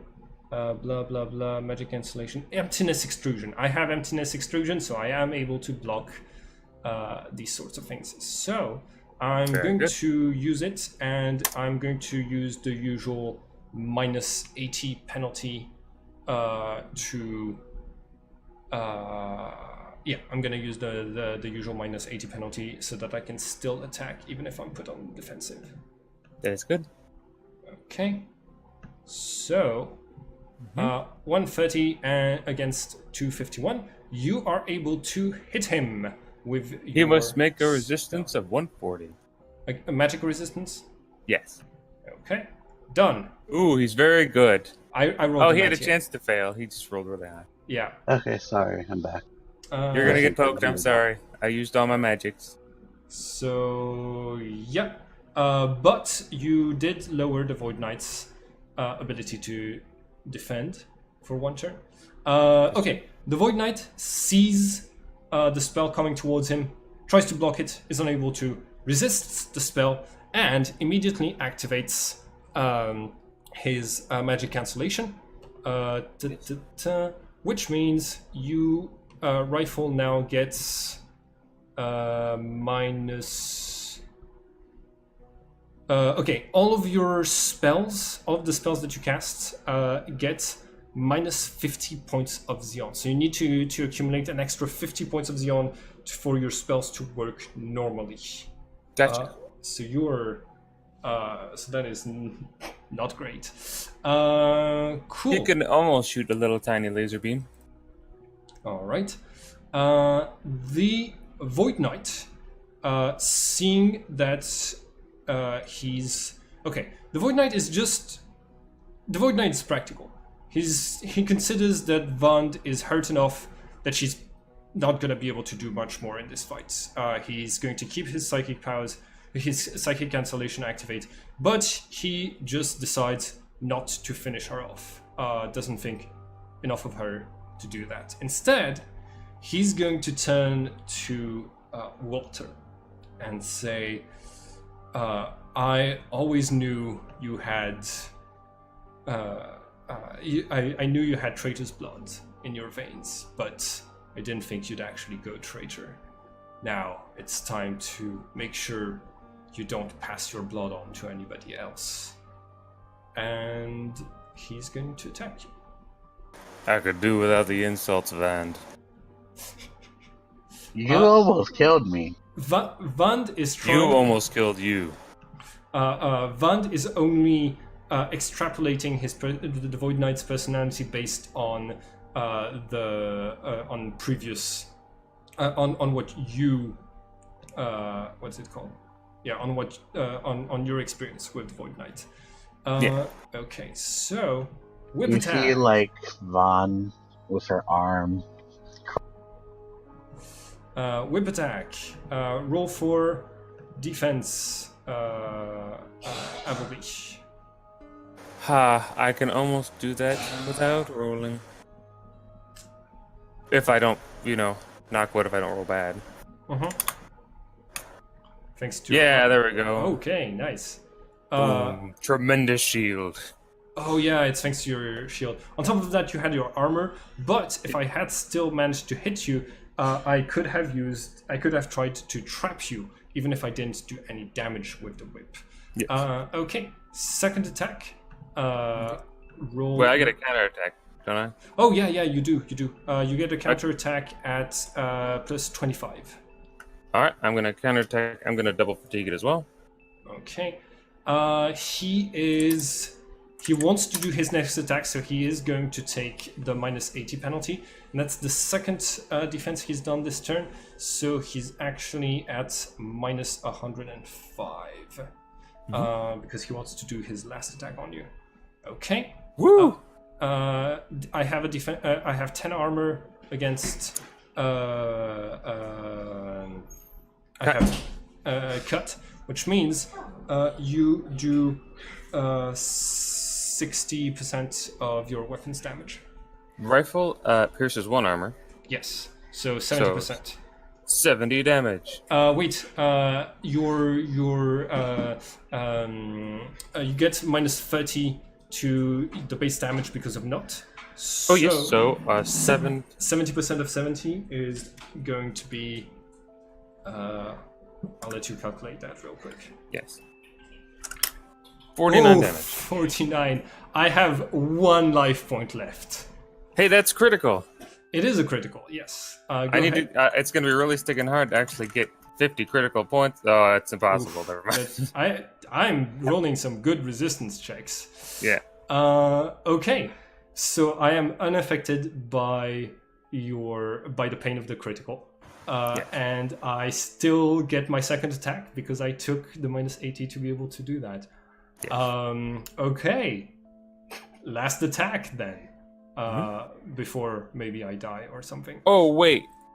Let me check something real quick. Can I not that it will affect anything? Well, actually it might. I forgot to add 10 to that attack because I'm flying. Ooh. Are you flying? Yeah, I have flight speed 12. Wait, no, I haven't cast that yet. I cast that in the mountainside. Do not have that in the village. You cast that in the mountainside. All right. So we're doing that. In this case, I still get my second attack. I can't spend fatigue, and the only penalty that I have is secondary attack, which means minus 25. 220. 204. Okay. I assume you have armor. Yes, against what is his attack type? This is cutting. This is the two-handed sword. Yeah, so 5. So yeah, you're able to block that. You're a pretty good counter against the Void Knight. Vand, it's now your turn. You have a lot of penalties to your actions. There isn't a lot you could do, but Void Knight's used all of his attacks. Oh, you're fleeing. Okay, yeah, that's fair. Yeah, I run away. Okay. You're not running away very quickly because you're hurt, you're bleeding and stuff, but you are running away. Anything else that you want to do? I don't think you escape the range, which I think is 150 feet for the Void Knight. Let me check. Void Knight, power 13, yeah, 150 feet. So you do not get far enough away from the Void Knight to be able to use your powers again, not by a long shot. You moved 30 feet. Is that your move speed? Yep. Okay. Huh? It should be in my move. I was just Agility 9. Can you? Okay. Do you want me to check what your move speed is, and you can write it down on your character sheet? I can check right now. Okay. You check it and you see and write it down. Okay, Walter, you're the last to act. I have already taken my attack. Oh yeah, that was okay. You only did 1 attack? Yep, only 1. Okay, so new initiative, and Dude. Wow, I'm impressed. You managed to turn this fight around somehow. Okay, Void Knight. Initiative for this guy. And initiative. Knight initiative. He's seeing the situation is pretty dire, but he's still gonna want to use his two-handed sword. Yeah. 54. Not the best. Hey, Walter.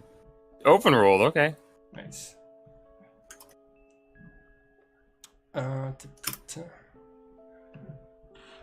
Sending. Okay, dagger is first. Once again. Dagger will go. Okay. Does he have the surprise? No. Is it 100 for him? Or Yeah, it's 100. So you do have surprise right now.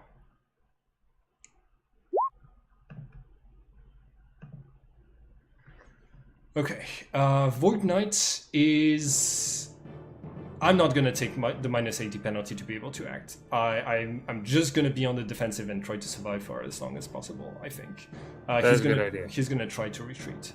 So is this a charge as well? Yes. So you get a +10. And so I take no penalties. Okay. Go ahead and roll your attacks.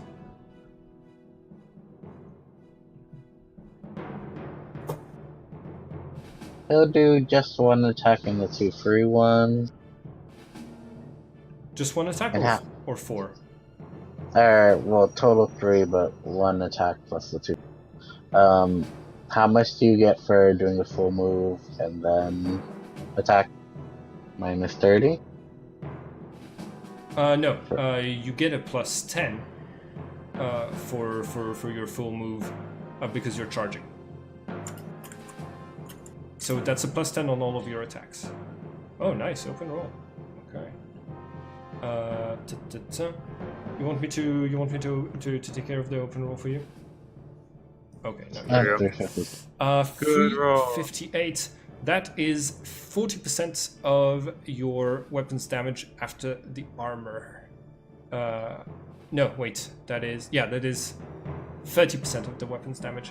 The damage is 5, right? So 30% of 5 is 5 times. Oh, 1.5. It's enough to reduce him to 0 life points, and as he's an undead, he crumbles to dust with that attack. You won. Yay! Okay, so he is also going to have the death icon. In fact, no, his body disintegrates from this. So his... Wait, the Void Knight? Oh, he stabs the Void Knight, but he explodes. No, Vund is not aware of that specific property. Vund knows that it's not great to be near the Void Knight when he dies, but but neither Vund or anyone that Vund's memories has read that memory or anyone that Can Vod make up what you think would happen? Yes, you could do that, and we can roleplay based on that. What do you think would happen? What you know is that there's like areas of the city where the color's been drained, and that's associated with a Void Knight dying. That's about all that you know. But so you know this has to come into play. He would turn into black goo, and like they'd be. So and then all their color would be away. Okay. Does it have any particular adversarial effect on you and anybody else? That's the because you do remember Walter being told not to be near the Death Knight when he dies. So do you is there any No, I think we'd be fine. Be like quicksand. Sorry? Could you repeat that, please? It'd be like a quicksand kind of trap under them, basically. Okay. Do you want to call a difficulty a dodge difficulty to avoid getting trapped in quicksand? 150. Okay. All right. Then Dagger has to roll, and Walter has to roll. Okay. Walter, you don't have. This has to be a dodging roll or an athleticism roll. Yeah. So you might have to take the minus 60 penalty to use your block skill to dodge. Yeah. Now, this is against the explosion. Me knowing what I do. Would you let me? No, this is totally doesn't make sense. I would just like to throw rifle clear. All right. Can that like be my defensive pushing him aside? Yes, you can take. But like, if you yourself dodge, since you're holding rifle, it would be sufficient for you to dodge. Okay. If you don't need to take the pushing aside penalty for this, so just roll your defense and yeah. Okay. I'm gonna fatigue it. Negative 60, but plus. I still get a plus 15 because I am wielding a shield even if I'm dodging with it. Yeah. So only negative 45. Ah! You pass by 2 And I points. roll a 7. Yeah! You pass by 2 Dive points. out of the way! All right. Covering us with the shield. And what about dagger? Sorry, I totally. Yeah, it's okay. I know what it's like having to manage multiple character sheets as a player. I play a summoner in Applebee's game. Okay. Yes. All right. Both of them get the hell out of dodge as the whole.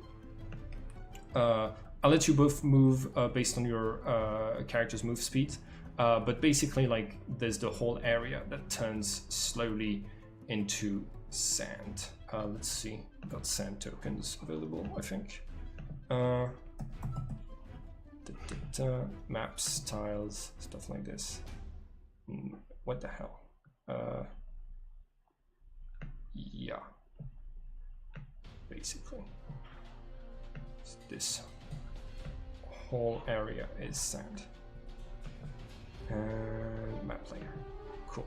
Okay, I'll let you move your characters out of the way based on your speed for both Walter and... okay. That is actually the distance. Oh, perfect. And Dagger. Dagger, did Dagger ever write down his character's speed on his character sheet? Not everybody does that. He's able to move 115 feet in his full runs. That would be like pretty far. Yeah, he'd be able to leave the map basically based on what the feats thing is saying. Okay, cool. So yeah, Dagger trots past Vand. Vand, you are okay. You're in a very weird state. You're inside of this illusion that you're supposed to have the control over, but you feel powerless because of the way that the fight just went. You could have died. You're in pain, and yeah, it feels to you like this isn't right. You should be in control, and you're not. Which means it's like that starts to bring doubt to your mind. That starts to bring doubt as to whether or not you're really in control, as to whether or not this is really an illusion that you have control over, or this is the real world, and whether or not you actually ever escaped the lab. And that's when strange figures start to appear around this whole arena. Dagger, Walter, and Rifle see a group of Vitalas appearing. Most of them wearing, like white blouses, doctors' coats, basically. They're some of them are wearing. Some of them have like scalpels in their hands, medical equipment. A lot of them look very sinister. A lot of them have like some blood on their blouses, and a few of them wear the pendant around their neck of the students of the secret university, which is where summoners and mages learn their trade. And yeah, you don't know if that's parts of what Vand had planned, but they're here now. Walter, what do you do? Walter slides across the ground, having leapt out of the way of that explosion, and turns around and sees it very different than he remembers. Then he's gonna see all these shadowy figures appearing up. Are they all up by her? Maybe like. I think they're all over the place. They're all over the place. I have a free character. I have 3 characters ready for this. Yeah, I have this character, and where did I put the other one? This character. Cool. So they're all characters that I used in previous games, but just that I'm slightly modifying to who were summoners that I'm using right now as a like basically replacements for those vampire NPCs. So give me just 1 second. Yeah, I'm gonna put their tokens down in just a second once I've uploaded said tokens to Roll20. So yeah, Walter, what do you do? You see those 3 Vitalas appearing. You've never met them. It's not part. It's not. If it's part of the training, it's a part of the training you're less prepared for. What do you do? He gets up, raising his shield, and says, "So that wasn't enough, Vond?" As soon as Vaughn notices, she like covers her head and kind of starts shaking. Like this shouldn't be happening. This shouldn't be happening. And like getting really worried. Yeah. She is not in her best state of mind at the moment. Let's see. Okay, I'm gonna use that. It's gonna be pretty close. Okay.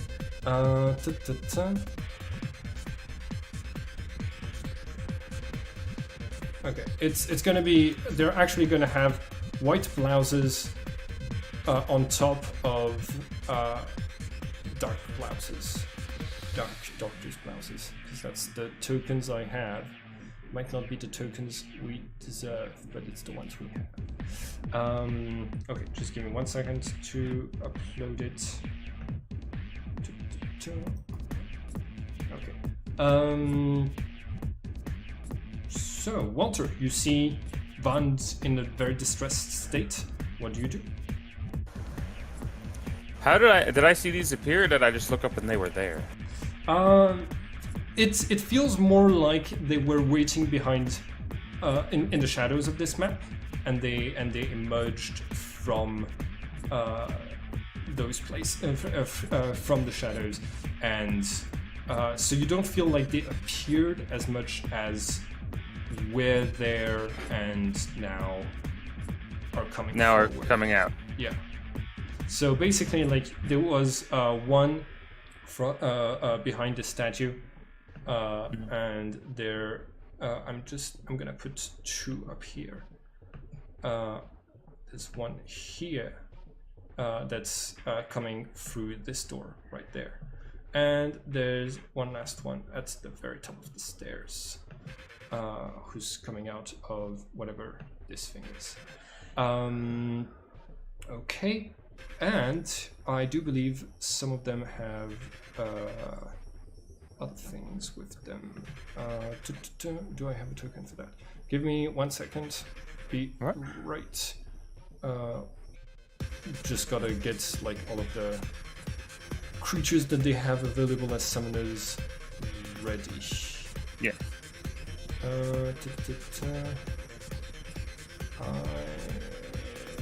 I'm gonna use that. He's pretty confused. He's like, he has his shield raised to them, and he is going to point with rifle towards the one directly in front of him behind the statue and say, "Identify yourself." Okay. The Vitala answers, what do you mean, identify myself? You are, I'm, he's going to like state a name. Just give him 1 second. Okay. So, yeah, I'm just gonna go with that. I'm Lutwin of House Vladsburg. And you, well, you're my new test subject. And out of his body, you see a sort of like, you see a creature emerge. You know that this is a familiar. You are like versed enough in summoning, in like the processes of summoning to know that this is a familiar, and it's a sort of like giant scorpion made out of thorns and wood. So, yeah, about to attack you, Vand. The other two, they state, you've had your fun, Vand. It's time to go back to the lab now. And both of the ones that are around you are women. So, roll for initiative. Okay. Also, Avilby, we didn't mention that, but basically, Tez and I had this idea while we were brainstorming for the game, and we thought it could be an interesting twist on the whole psychic training. So, yeah. which actual threat, perhaps. Actual threat, but also, you know, like the it's revealing of Van's character and stuff in many ways. Okay, so ooh, that's a weird scorpion. I don't like him. Okay, so Octavia, we're gonna have this person be Octavia. Cool. Natural is 24. Okay, by the way, I think these are all, so this one is level 5, yep. These are all level 5 summoners, but because they're summoners, they're really powerful. Okay, unarmed summoning, 10. Wow, I rolled pretty high on the first one. Okay, can somebody take care of that open roll for me, please? Yep. And I'm just gonna have this one rolled initiative for. Sorry, let me do that again without the 3 at the end. All right, 167. Oh no, that's supposed to be new one. Okay, cool. Blah blah blah. Strega. Anybody who's watching the stream, don't mind the images and stuff. It's all based on. It's all based on a previous character that I had used. Never mind. Okay. Natural.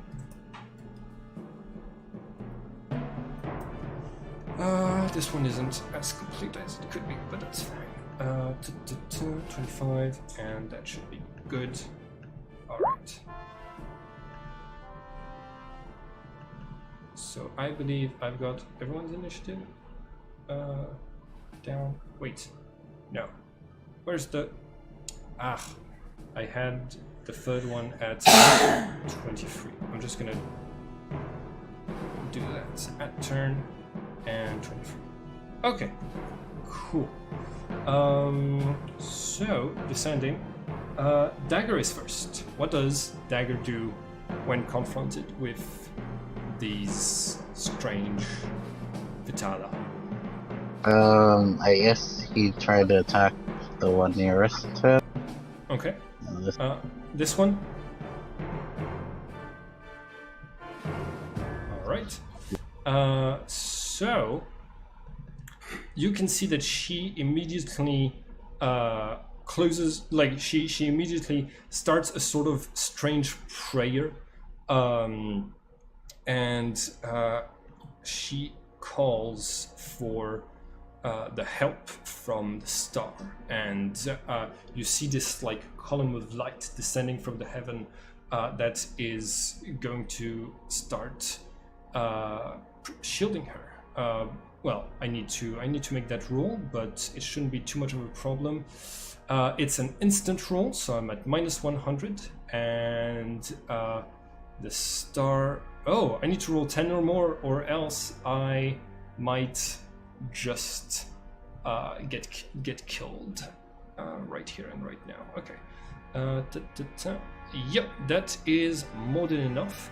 I passed by 30, so that gives me pretty good defense. Yeah. So, does sorry, I didn't know summoners can get 140 ritual by. Do summoners really have 100 or 400 summoning at full? Oh yeah.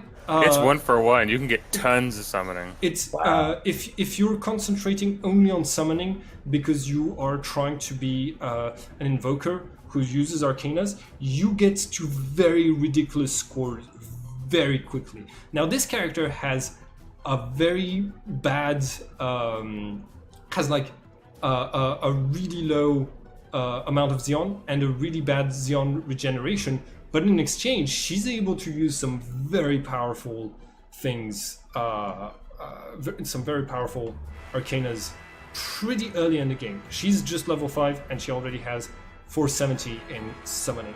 So, let's see. I am using the power of the star. Okay, it manifests as a column of light that illuminates the invoker from above, even within enclosed spaces. The column is an insurmountable barrier which cannot be broken. I have a defense ability of 350 plus. Okay, so this is going to last. Let's see. I passed the difficulty by 3, so that is going to be 15 turns. And a defense of 10 for 10 points. That is a defense of 380. Gosh, that is overpowered. Okay, and that used up 400 points of Xeon. So that is most of my. That is like a third of my Xeon, and it would take this character months to recover from using these things. But it's pretty good. Okay, I have 380 defense. Go ahead and roll your attack. Oh, you already did. Okay. I block the first attack. I block the second attack. Oh, I'm supposed to take penalties for this. Oh, remember to put the minus 25 in something other than fatigue. Wait, no, it's a shield. I don't take penalties for extra attacks. Never mind. You might open roll really well and get past this shield. Or One day. He does have inhumanity as the Duke's wrist, which is pretty cool. Yeah. Okay, make your last roll. Oh, I did 3. You did just 3 attacks? Okay, cool. Now, okay, so Dagger might already have some experience fighting against creatures with shields. He's fought against practically everything in the pits. And this shield is not... usually shields, when they block incoming attacks, they start to crack. They start to look weaker. They start to break apart, and like if you hit it enough times, you can break the shield and just hit the person behind it before they can raise their shield up again. Not this shield. This shield does not weaken with any attacks. This shield is just there. Okay, it's Van's turn. Van, you don't. The key cancellation stopped. And what we're going to do is say that all the penalties that you had for pain and confusion, this all leaves your body, so you don't have an all-action penalty anymore. That's because all of that's like pain and distress manifested as your enemies. So you are able to use your. So you are more or less back to normal. You still have only 25 life points. But it's but the penalties that you had before are just gone. They're not impeding you anymore. So it's your turn. What do you do? I will shoot this one. Which one? Okay, the one on the top of the stairs. That is Octavia. Yeah. So that means. Okay, that is not the best for me. but I can deal with that. Okay. Go ahead and make your attack. And I think, yeah, that's about it.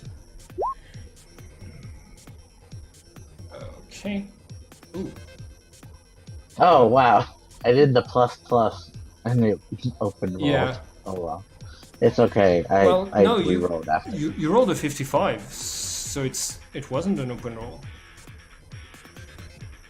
Oh, we're not doing the doubles? Oh no, we are not doing the doubles. Yeah. Oh, okay. So I re-rolled anyway, so it would have been a 247. Okay. Oh, but my potential failed again. Yeah, you rolled 1 for your potential. Roll 1d100 to see how much you failed, plus 15.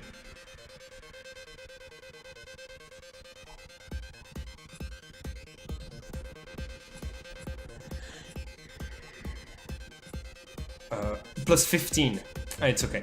I'll take care of it. Minus 22. So your potential is 119. Is that enough to be a? Is that under what your? Yes, that's under by 1 point. You take, I think, 1 point of damage. I take 1 point of damage and 2 fatigue.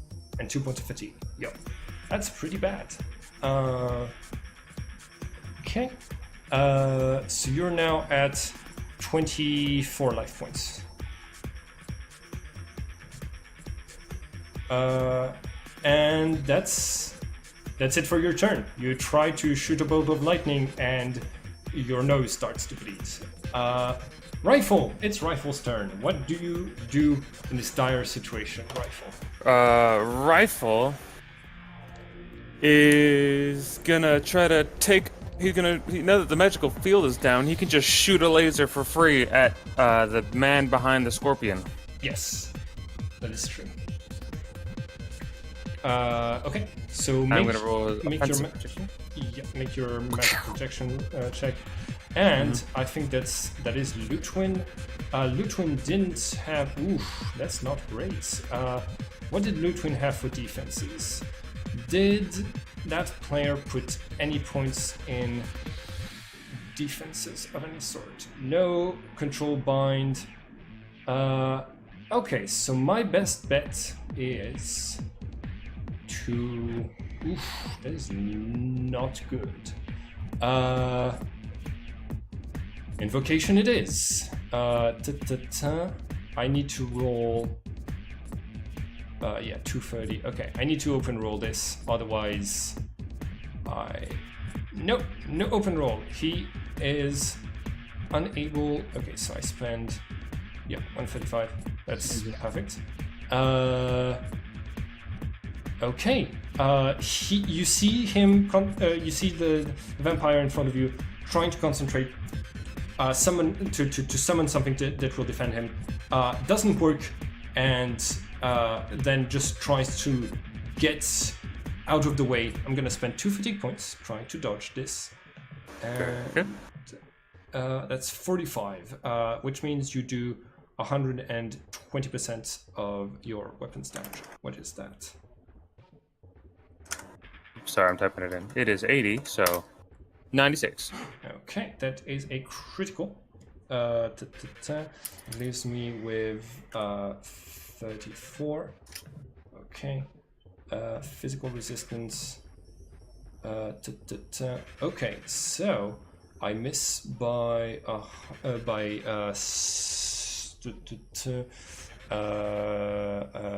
thank you, 67. Cool. Minus 67 to all of my actions. Can you describe what's the... Okay, so yeah, you rifle concentrate, sends a bolt of what? Energy? Necromantic energy? What spell did he cast? Appleby, you're muted. Dang it, I am muted. Yeah, it's a death beam, so it's a bunch of dead souls he sends at him. Okay, yeah, so it's like this purple beam of screaming souls. Like you see faces and skulls in there that are just like shrieking.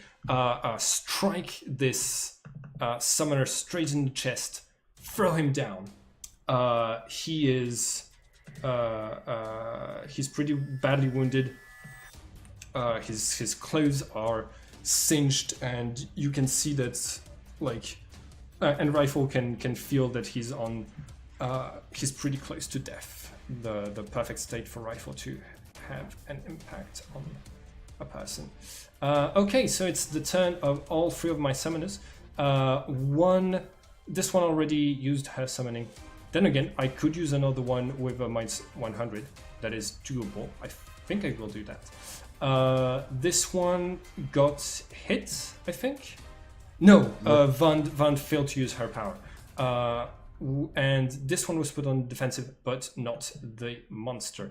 Okay, so it's gonna be up to this person. All right, let's do this. He is going to. Okay, so the one at the top of the stairs concentrates for a little bit, and then summons, and then yells something about summoning the Wheel of Fortune. Oh, this is fun. Yeah, this is. We have a lot of fun with that spell, or that summon. Yes, that's because Octavia is Octavius. Avalby. What? Octavia. That's the character I'm using right now. It's Octavius. Oh, okay. Yes.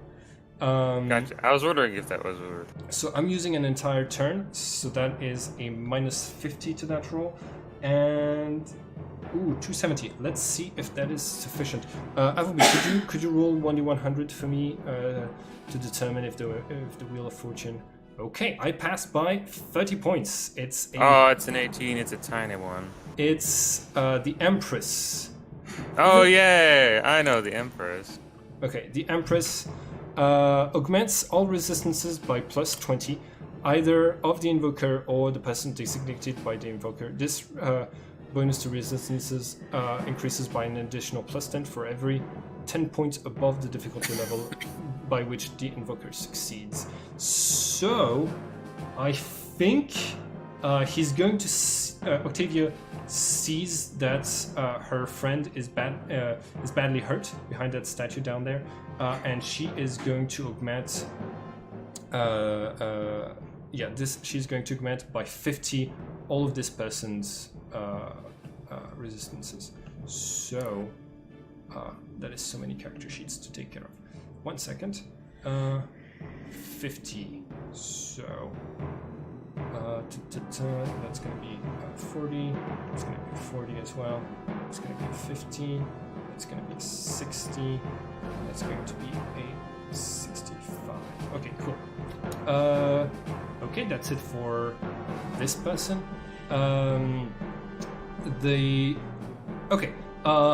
The one that you're going up against with Dagger is going to attempt something fun. Let's see. I have. Okay. Vant. You remember this particular one, the one that Dagger is attacking. She has this very powerful summon that she uses to take control of the psychics whenever there's a problem. She is able to summon a sort of musical creature, and when that music sing a song, and that magical creature and the song and the actions described in the song have to be performed by the people who hear it if they don't resist well enough. So she's gonna do that again at minus 100. And that's 409. I pass. I pass by a lot. Okay. That's a cost of 250. That brings me down to 7. Less than that. No. 720. I think. No, wait. 670. Yeah, that makes sense, I think. Okay, cool. I might be horrible at math and people will scream at me in the comments. It's fine.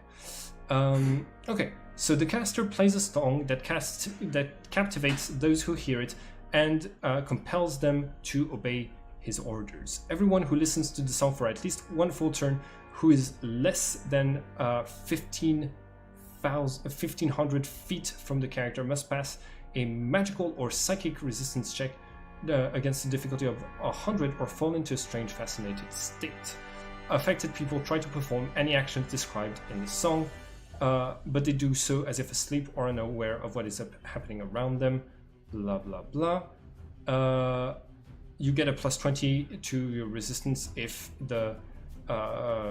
you're and you get to reroll if it's an action that's against what you against your nature, and the resistance augments by the difficulty of resistance augments by 5 for every 10 points by which I passed, and I passed by 180, so that is going to be plus let's see, that is going to be 18 modifiers, 18 times 5, it's 90, so the difficulty is going to be 190 magical or psychic resistance to avoid being mind controlled by this character right here. But that only comes into effect next turn, so you have one entire turn to stop this this person, and she's behind an incredibly powerful shield. Walter, you're getting attacked by the scorpion made out of thorns and things. Go ahead and defend for me. He is at -10 now because he has spent a lot of fatigue. Okay. Oh, wow. Okay. Well, hopefully that doesn't get you murdered. I'm going to spend 2 points of fatigue for this. And... Ooh, I rolled... I believe I only have one attack with this creature. As far as I remember. He rolled a 4. He rolled worse than me. Okay, claws and thorns. Yeah, it's the only thing that I have. Okay, you are able to defend against this creature and even counterattack, and it's your turn on top of that. So, what do you do? Do you counterattack against this creature? Do you try to go for someone else?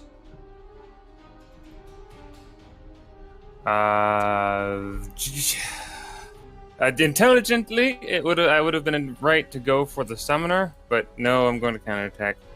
So as this thing runs over to him and like leaps at him, what? You come from a family of summoners. You know how best to take down a summoner. You know that what works really well is killing their familiars with an enormous amount of damage, or attacking them if they don't have any arcanas protecting them. Yeah, but he's like not entirely certain that these guys are illusions, so he's not. Also, he knows he's like heavily wounded that guy, and he's not ready to just straight up kill them yet. Yeah, that makes sense. So he's going to counterattack. He gets counterattack with a plus 15. Yeah, plus 15. Yeah. Okay. Okay, Godric's defense is dodge. Oh, hold on a minute. Oh, nope. Forget that. I forgot. I can just put a -10 all action penalty on him. That's fair. Yeah. That's easier than having to put it in every time. Okay. Oh, I got a bad attack though. Yeah, your the scorpion just like slivers out of it, out of the path of rifle, and you are unable to finish hitting it. Okay. As he leaps over onto me, I sort of like try to edge underneath his body, pushing him up on the shield, and I was gonna dig at him from beneath, but he leaped back just in time. Yeah. Okay. In fact, it's going to like climb on top of this statue right here, in order to be able to jump on you from up high in the next turn, or to be able to jump to defend its master. Oh, I think it's going to no, it's actually just going to sliver back and like try to take any hits that would be meant for the Vitale. That's a better tactic, I think. Okay, new initiative for everyone.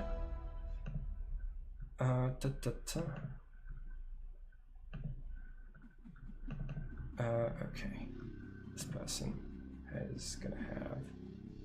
This is Octavia. Initiative. Okay. And this is Saint Strega. By the way, Avilby, the one that you're fighting right now, it's the Saint Estrega that you were going to have, that you were going to accompany in the other game that we were playing together, where we were playing Inquisitors. Okay, wait. So this is not the bad one, the one that was gonna like turn people into no angels. This is the one who was actually supposed to be the one I was gonna bodyguard.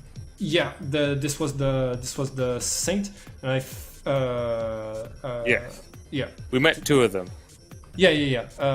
You met two Saints, and like I don't. She was the younger, more innocent one of the two.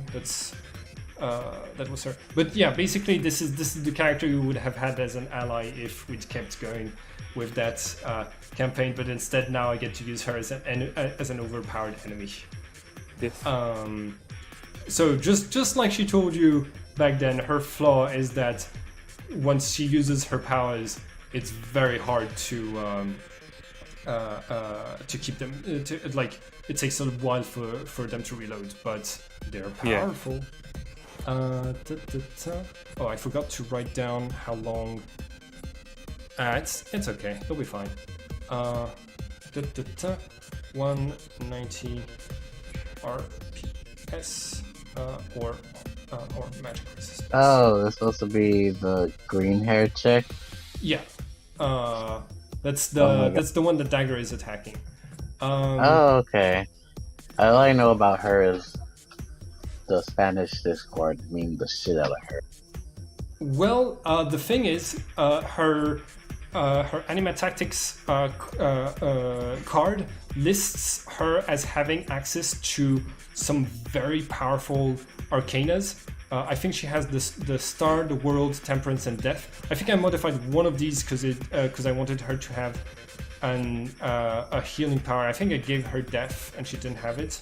But basically, based on the fact that she's able to use those in combat, I had to give her some very high summoning ability to represent how this character works with the Anima rules instead of the Anima Tactics rules. Anyways, Dagger is the first to act, and Dagger gets the surprise on.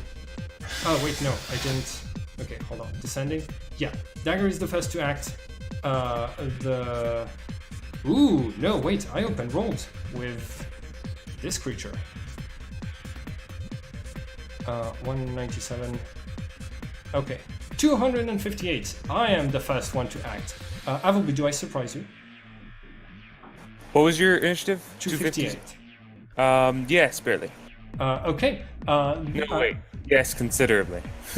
So you have -90 to defend against this attack that I'm doing right now. Yes. I'm not going to spend some fatigue. I'm just going to hope that it works. And he's charging, so I get a +10, but it will be not good for my defense if you manage to counterattack. Oh, wow. Aha! Despite your... Wait, you didn't take the... Wait, that's not -9. No, I didn't. Sorry. Okay. So that is 137. So I pass by 140. That is 30% of my weapon's damage. But you have armor, so... Not as much against thrust. I have... Oh, no, wait. Yes, I do. I have plenty against thrust. Okay, 5 armor. Okay. Much more than enough to finish blocking his attack. Yeah. Okay. That's it for Godric's turn. You're not put on the defensive, unfortunately for me. Dagger. It's Dagger's turn. What does Dagger do? Can Dagger hit the thing that controls the music thing, or is that like a... That is behind the shield of light that Dagger hasn't been able to get past. Let's see. the thing that's making the magic, the music. Dagger knows that like when the summoners summon something, it's really impossible to hit what they're summoning because it's only like a physical manifestation of something extremely powerful. Okay. So it wasn't like a physical being, is what? Yeah, it's not a physical being. It's like those big monster summons in Final Fantasy game. It's one of the great beasts or something. Yes, it's Anemon. It appears as a metallic structure similar to an organ, full of metal pipes that dig into the ground. A moment afterwards, her body becomes covered with runes, and she begins to emit a delightful song that makes listeners giddy. So yeah, this song going through the air, and this metallic structure. It's there. It's floating. It's partly through the shield, but it's not much. It's not a material or immaterial. It's just an image of that summon, Anima. So what does Dagger do? He tries to attack her one more time behind the spark. Okay. I'm going to keep rolling my defense as usual, and you can hope that you roll. That was initiative. Sorry. You rolled initiative instead of attack. Okay. Blocking 380. Nope.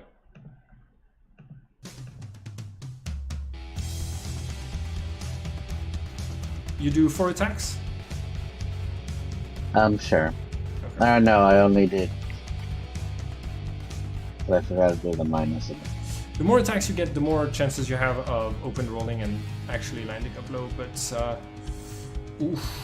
things are not looking good for you. He does not want to open roll. Yeah.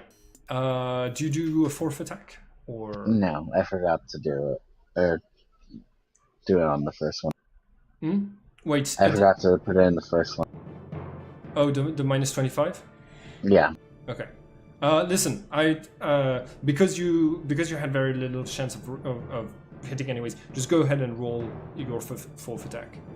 It's all good. No, still no open roll. Okay. Yeah. Okay. So you realize you're going up against something that is. So yeah. Dagger. That's Dagger's turn.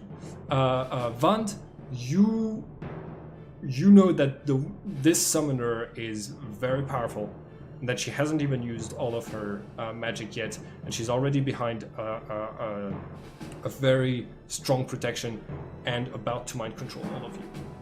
So you're in not a pleasant time right now. It's Rifle's turn. What does Rifle do?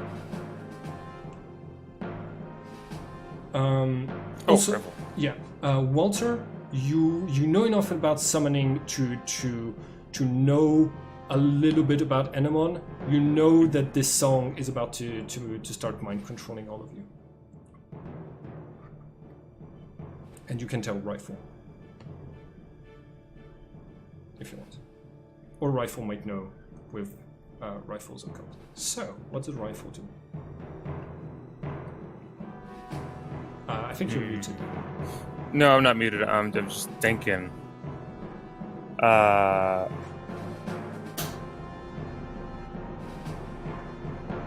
it's not. I just have to listen to it. So. Yeah. Well. Yeah. Rifle could disconnect from your senses. Well, that would be good. I didn't know that. Yeah. Well, he'll do that. Okay. He won't see or anything, and he will accumulate Xeon. It also means that he's not able to aim, or maybe he just disconnects from your sense of hearing, so that he can still be able to aim and stuff. Because there's a lot of like senses in the body. So, yeah, he's just going to disconnect from your sense of hearing. What does he do after that? Accumulate Xeon. Mm-hmm. Hold on a second. I have a really goofy idea. Okay. What is the song saying? Like, what is the song saying to do? Right now, it's talking about laying down your arms, stopping the fight, and following her to the lab. That's what she's singing about right now. Okay, so never mind. My goofy idea wouldn't work. Okay. He will just go deaf and accumulate. Okay. It's now Astriga's turn again, which means the mind control power goes into effect. Everybody roll magic or psychic resistance, whichever you have the highest, and it's difficulty 190.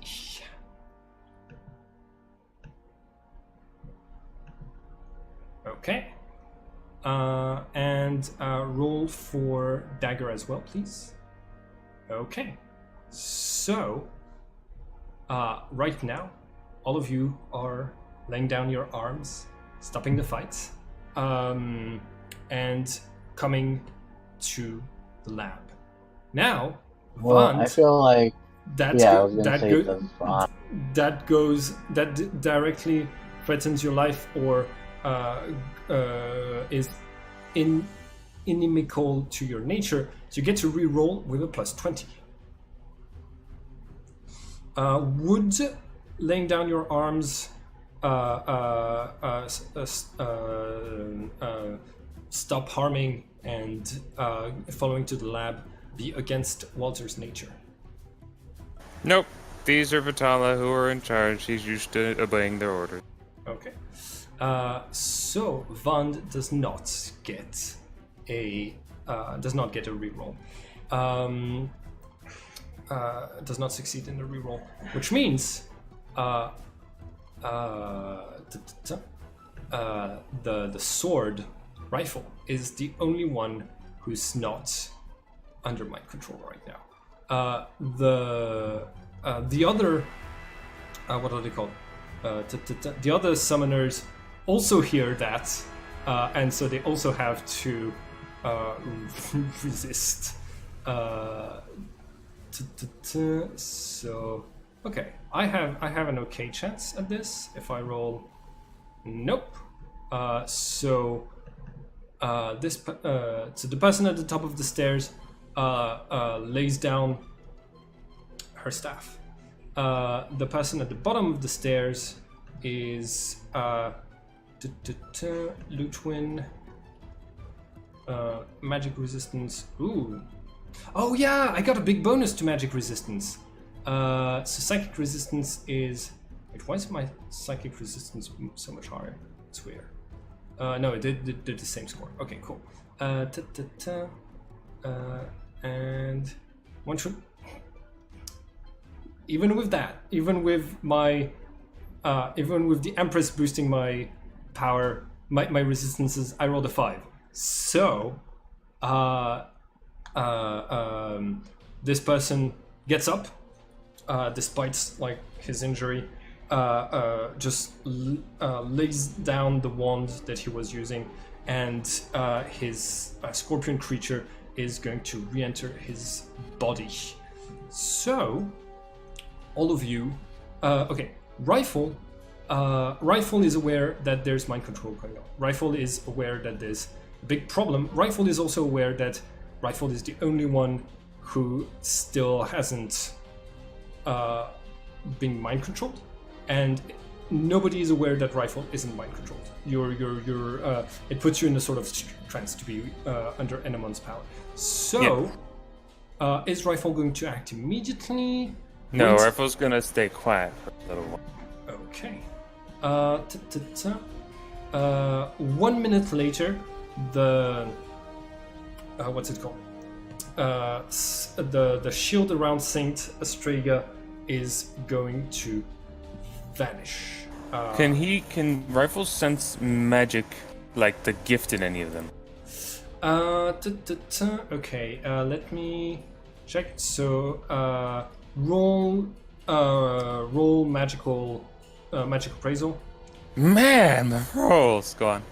Can you Can you check if that's that should be enough to detect it if someone's not hiding it, right? Yeah, if someone's not hiding it, it's enough. Okay. So Octavia doesn't have it. Estrega doesn't have it. And does Lutwin have it? I need to check.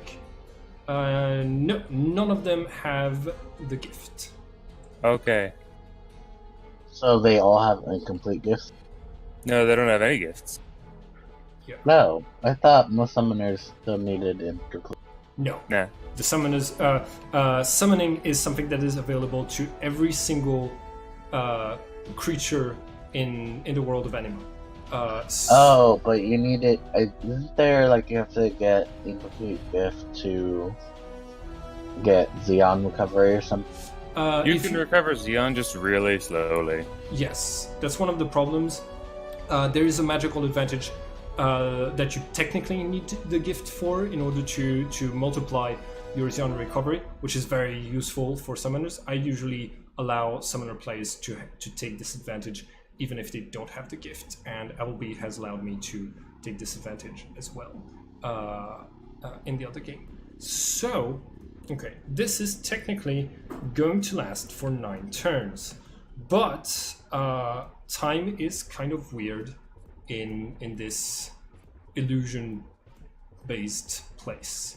So, you all stay in a trance for a little while as you are as you're being transported to someplace, and you're going to come back to your senses in a very different room. It looks like it's a medical room. It has a lot of different like mechanical implements and things like this that are strange and threatening.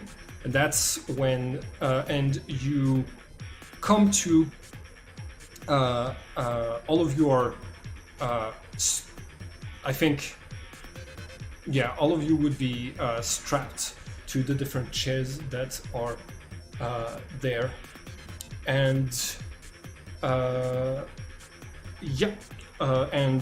it's around the same time as Saint Estrega's shield vanishes. So you're in a very dire situation right now. I think that Dagger turns to Vand and says something like, "Okay, this has gone on far enough. We lost that battle. Summoners are scary. Let's just finish it for now." Vand, what do you do? I'll try to do psychic illusion and change what's going on. Okay. The distress of losing the first battle was what caused you to lose control over your illusion. And now, on top of that, it's you lost your second battle and you've been captured. Now you're really back to the lab. So it's much harder than it was before. I'm gonna ask you to do a willpower check to regain control of your illusion. It's a difficulty 20. Okay, any negatives? No, it's just a very high difficulty. Okay, that is insufficient. You had a 50% chance of succeeding, but yeah, you're unable to dismiss this illusion. Give me 1 second. I'm uploading the map for this place. Okay, Walter, you're also present, and so is Rifle. Rifle might have had the time to accumulate, since Rifle didn't think any of them had the gift, so that they wouldn't be able to detect his accumulation until it started to become visible. Really obvious. Yeah. Are we still able to talk telepathically through? Okay. Technically, Rifle is still using communication through essence on Walter, and I think the entire time they've been walking, he's been pinging him like, "Hey, are you awake yet? Are you conscious? Are you okay?" And of course, Walter won't say anything back because he's fascinated. Yeah. But is it only with Walter? I think it was primarily with Walter, and he could speak to others a different way. Let me see. But he has maintained. He has maintained. No, he has it twice. So he has it on someone else. He also has a dead body on you. I think he would have taken that off already because it's.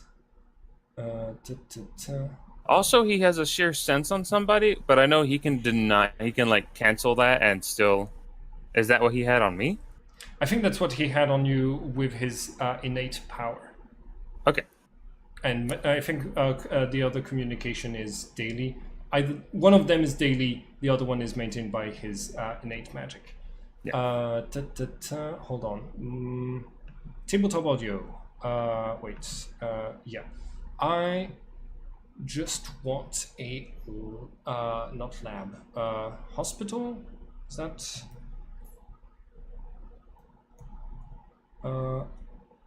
Okay. No. Doctor. Still nothing.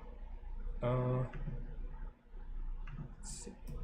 I'm just trying to see if there's like a something that I can use. Alchemist lab, Nephilim labs. Just give me 1 second. I'm just trying to come up with a good music for this. I'm just gonna go with the Alchemist lab for now. Okay, cool. Yeah. So, what are you all doing? Well, first thing, Walter's gonna try to get out. Is it nighttime? It is night time in the illusion. Yeah, because they're Vitala, they wouldn't have come out at any other moment. That is his strength roll for breaking free. If you want, I can do something else. Just give me 1 second. Starship Medical doesn't really fit. Okay, we're gonna go with that. Okay, 15 strength. It's okay. So you're being maintained on a seat. Rifle has been like just put at the entrance of the room, completely discarded, and just 1 sec. I'm gonna bring all of your tokens here. Okay, and you see that the restraints that you have right now, they are very strong. They are. It's like those people were expecting, like to be holding down very powerful creatures, which makes sense because some psychics, are able to augment their strength with psychic augmentation. So the bonds are on you. Resist your attempt to break them. Gotcha. Next thing, he will tell Rifle to shoot them if he can. Okay, so Rifle is going to attempt to shoot them. Give me 1 second. I need to recalibrate a couple of things. Like everybody should be much larger than this. Okay. Good. Which one would Rifle try to hit? Probably the one who's shown to be the strongest of the summoners.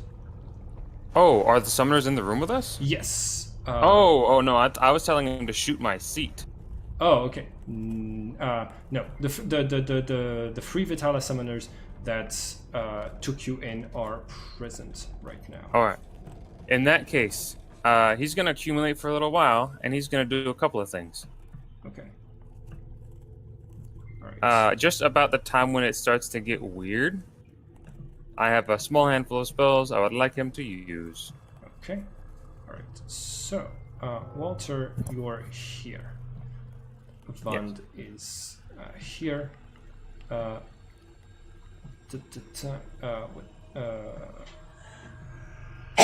Dagger is here. And the other two summoners are here. Okay, cool.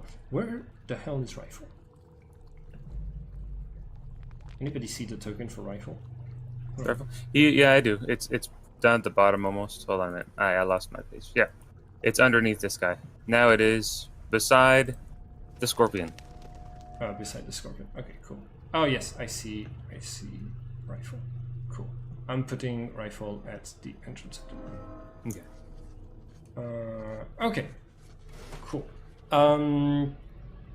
So, okay. Rifle's accumulating. Walter is trying to break free as soon as he realizes he's restrained. Vand, the vampire known as Astraga, the one who's took control of your mind like you've taken control of other people's minds, walks up to you and says, well, Vand, such a pleasure to have you back here. We weren't quite done with everything that we needed to do last time. I'm glad that we managed to find you. We have so much fun ahead of us.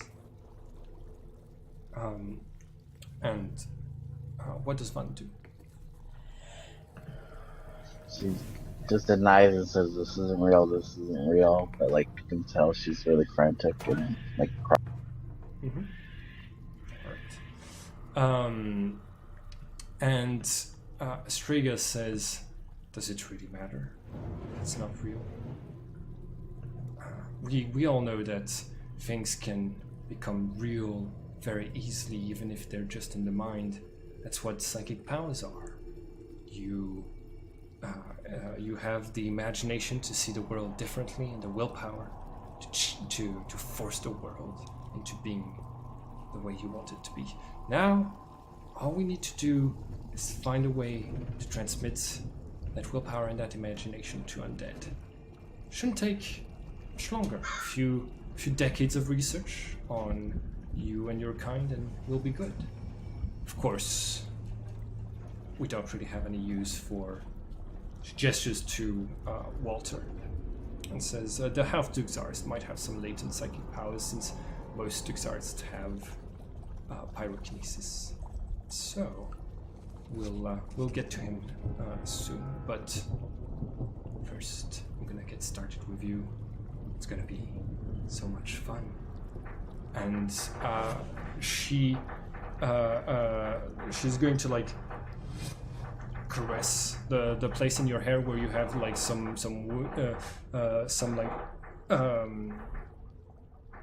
what are they called? Surgery scars from different operations that they did. And yep. So, do we want to roll initiative? Do we want to do something? You still have access to your psychic powers and stuff like this. Yeah. What's happening, yo? Walter is gonna try to get out one more time, but if that requires initiative, that sounds good because it seems like they would try to stop that. Vaughn, before rolling initiative, will try to do a teleport. Yes. Was this place? Does she remember there was? This place unable was to. Yeah. Unable to teleport. This place was absolutely enchanted, which is why you weren't able to escape until Dagger and Rifle snuck you out. Okay, so then this is wrong. Yeah, but you can teleport from one part of the room to another. Okay, I'll try to teleport Walter out of his. Okay, nice. Go ahead and roll psychic potential. Actually, I'll do it on Dagger, because I'd probably be more likely to do it on Dagger than on... Okay. Also, like, Walter is much heavier, so you'd need to roll much higher. Yeah, that's what I read. Yeah. Go ahead and roll your potential. That I believe that's enough to where do you want to teleport him? 180. He does not resist, so 250 pounds. I think that's enough to teleport him. Where do you teleport him? Behind the one that's in front. Okay. All right. Well, I guess that's a good moment to roll initiative then. Yeah, everybody roll initiative. Do I still have my armor on? Yes. They technically they only had 9 turns of mind control, so they would really not have had the time to do that. But they somehow got you here pretty quickly. Either they used an arcana or did something that or because it's an illusion, things don't exactly need to follow the normal rules. Okay. Blah blah blah. Okay, so Octavia and Godric. Okay. Godric's initiative 100. And Octavia's initiative 25. Okay. So I did 107. 107 is Octavia. 87 is Estrega. Okay, not great. Dagger. Dagger is first. Dagger got teleported and reacts very quickly to being teleported. Dagger does... I don't think Dagger would still have his weapons, but he might have some hidden weapons. Let me just check. I don't think we ever mentioned... what's a tanto? I think it's like a punching... A tanto is like a very, very small curved sword. Okay. Oh. Yeah. It's like, I think from what I understand, it is the dagger or short sword version of it's even shorter than the wakizashi. Okay. We'll be fighting one. So yeah. But since he has Taekwondo, he is able to do unarmed attack. Unarmed attacks. So you could do 4 unarmed attacks with the Taekwondo kick if you wanted to do that. I think you only can do 3 because you can't offhand martial. That makes sense to me. Yeah, that makes sense to me. Okay. So I'll do... Actually, I can still... I mean, he has 185. Mm-hmm. So no, I could do...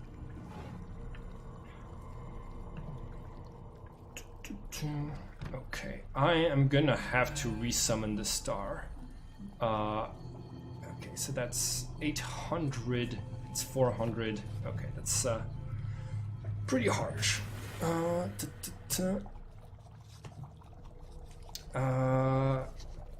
Okay, so she is going to summon the star instantly. So she has a -100 on the summoning roll, and yeah, I have a 10% chance of failure. And if I do, it's gonna be really easy to hit me. Anything else? Would I have? Okay. I don't think I'd have the penalty to be surprised to activate the to activate for the summoning. No, it would apply. It would apply, I think. So I'm gonna apply with a -90. So I have a very low chance of actually succeeding this. Ooh. Oh no, it's I was supposed to roll it with -100. So that's 332. It is not enough to activate the star. She has no defenses. Dagger, you're up against someone who has no defenses. What do you do? Well, I attacked with the Taekwondo. Okay. Go ahead and let's see. Yeah, go ahead and make an attack roll. Ooh, open roll. Wow, that is going to hurt. Okay, I'll take care of your open roll. 1d100 plus 253. That is 3. Okay. That is 260, 240, 240. What is your weapons damage with the Taekwondo? 15. So you do 250% of 15. That would be 30. That would be 37 points of damage. Okay. 37 points of damage is a critical. I'm currently at. Let's see. I'm at 33. Roll for critical plus 7. Sorry, plus 37, please. Roll 1d100 plus 57. Okay. Doesn't do a critical. That hurts me.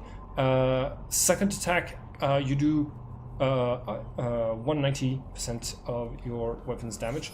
You said it was 15, right? Yeah. Okay, so let's just say it's another 30 to round it down. That is another critical. Roll 1d100 plus 30 for me, please. Ooh, never mind. I resist. And then the first one I did was 190. Oh, yeah, 190. Oh, I didn't take this one into account. Okay, my bad. Dodge. Minus 50. Yeah, so it's 190%, so it's gonna be another 30. She is dead. You hit her twice with some moves, and then do like a kick that breaks her spine. Her neck shatters as dagger like hits her in the back of the neck, and she crumples to the floor, dead. Okay, rifle is next. What does rifle do? Okay, and rifle has only had one turn to charge, right? No, you would have had like 9 turns to charge if you'd started charging earlier. The thing is that like charging Xeon doesn't become very visible until you've accumulated like very high amounts. Yes. It would take about 300 before small things start to happen, and so he wanted to wait until he thought they were like out of the thing's control, or that he could find some way to tell whether or not the star barrier was down before he started charging, just because it might tip them off that there was a wizard nearby. Yeah, that makes sense. So if this is the turn that we became conscious, or the second turn, then he'd have 120 or 210. I think yeah, everyone had sort of like one action, but there was a talk, like Astriga talked for a little bit with Vand, so you'd have had time to accumulate up to 300 points. Okay, in that case, he's gonna clear the room. He's gonna hit each of the others with a death beam. With death beam, okay. Yeah. So you're so there's 3 people left. There's 2 summoners and 1 creature. That's he's got a lot of death to go around. So the 2 summoners. Actually, my bad. The creature was asked to was a weapon, so it returned into the person's body. Go ahead. This is for Ludwin. Okay. Lutwin is surprised by the attack coming from the sword. well, like, no, he's not surprised, but he is very definitely turning his back on you. So currently my dodge is very low. I'm at -90 plus my defense penalties. So yeah, 0. You do 150% of your weapons damage. 120. Okay. He is dead. He is very, very dead. Okay. And so he dies instantly. His creature emerges from his body, like the scorpion, because the container of the creature died. Well, was destroyed. So it emerges of its body, free from its links with the summoner, and it will do stuff on. Well, it has like an entire turn where it can't act after it appears. And the last one is against Octavia.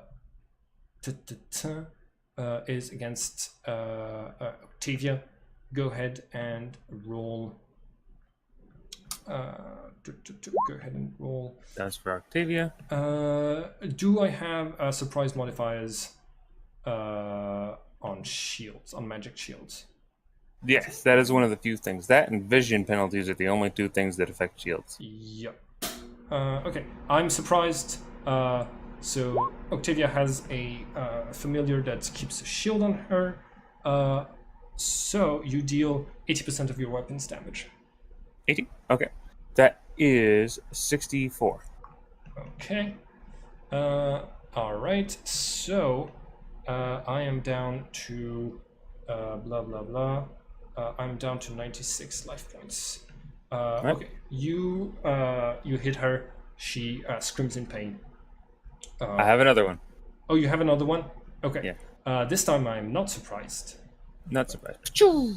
Oop, that's a worse roll too.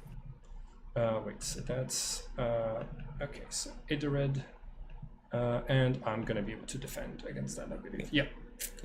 Okay. This time the shield blocks. How much damage do you do, so that I can calculate the shield real quick? 80. Okay. Where am I supposed to keep track of the shield's life point? Oh no, it's a creation shield. It's fine. It's dealt 80 life points. It has 20 life points left for this turn. It's that shield. Yeah, it's that shield, the best shield. Vand, it's your turn. He has one more. He has 4 attacks. Yeah, you said 300 Xeon. That is, well, actually, 300 Xeon is 5 death beams. Okay, so you have 2 more. Yeah. Yeah, go ahead. Go ahead and make your. I'm going to shoot one at Walter's chair if I can. Okay. There's like a corner in the room, and I don't know if that would be all right. I think you have line of sight with his feet. So I'm gonna put the difficulty of destroying the chair without harming Walter at 180. I say go ahead and hit Walter. Well, like Walter will say that through essence. Yeah. Okay. So go ahead, and if you roll less, you like every point that you do above 180 is going to do damage, ignoring armor. Okay. Never mind. So that is. So you do 20% of your death beam's damage to Walter. Yeah. Okay. But the chair explodes, and Walter is free, and you have one last death beam. One last death beam for Octavia. Okay. Well, actually, oh shoot! Well, there it goes. That's all right. Ooh. I am okay. That's good. That does not destroy my shield. I can block Van's attack. Maybe not Van and Walter's attack, but I can block one more attack. You do 10% of your weapon's damage? 8 damage. Okay, 8 damage. So I'm back to 88 now. Van, it's your turn. I'm gonna shoot a lightning. Okay. So like you're in your chair. Do you just like shoot lightning out of your hands? Does it come out of your mouth? Like, does your hair stand on end when you're doing this? Like, give us a bit more description for your. So the electricity kind of falls off from like her body and it starts crackling around the chair, and she shoots it up. She like tries to point her finger at, All right. and shoots it out her finger. Okay. Lightning bolts out of your finger, and it goes straight for Octavia, one of your free captors. Okay, it read. Defensive. Ooh, nice! I open rolled. Plus. 217. So I do believe I am able to block the incoming beam, but it destroys the shield that she has around her. Don't you take the rest of it though? I No. thought if you break the shield, to take the rest. I didn't. I don't usually apply this rule because I didn't know specifically about it. If one of you could check it in the core rulebook, that would be great. What are we looking at? If a shield breaks, do you take the rest of the damage that the shield couldn't hold? Yes, you take the base damage. Yes. Okay, so as if you had rolled 100% of your weapon's damage. So what's your damage? 140. 140. Okay. Big lightning bolt. Oh shoot. So I take 120 damage, and Octavia's in the minus 32. So you burn her to a crisp with your lightning. Walter, you're free. It's your turn. That is the text. Okay. Dang it! But no one else is alive. He like snaps out of the chair as it like falls apart around him, tearing off like a strip of steel from it. If you'll let him, and he like moves over to stab her with it, but she's dead. Okay. The scorpion is there, but the scorpion looks at all of you and looks at how quickly you disposed of its old masters and stuff, and it is just going to it sort of like seems to shrink. I was going to say, does it actually shrink? It brings its horns closer together, shrinking its form, making itself more compact, and scuttles towards the exit. In fact, no, it's going to scuttle towards not the door, but one of the windows that it breaks and passes through. And it leaves, unless you want to attack of opportunity it as it tries to escape. No. Okay. And Vaughn try to break the illusion. All right, you are now back in control. You have you are able to dismiss the illusion because you were back in the lab, and thanks to your friends, you managed to get out. You managed to kill the most powerful of the summoners in the lab, and you were able to stay alive while doing so. You know that because they had just transferred you just now, the security was a bit more lax than it would otherwise have been, that the psychic dampeners weren't activated and stuff like this, but you've regained control, and that's enough to get you back out of the illusion and back into the hut where you were all meditating. Dagger takes big gulp of air as he wakes up. Says, "Okay, that was terrifying. Glad we're back."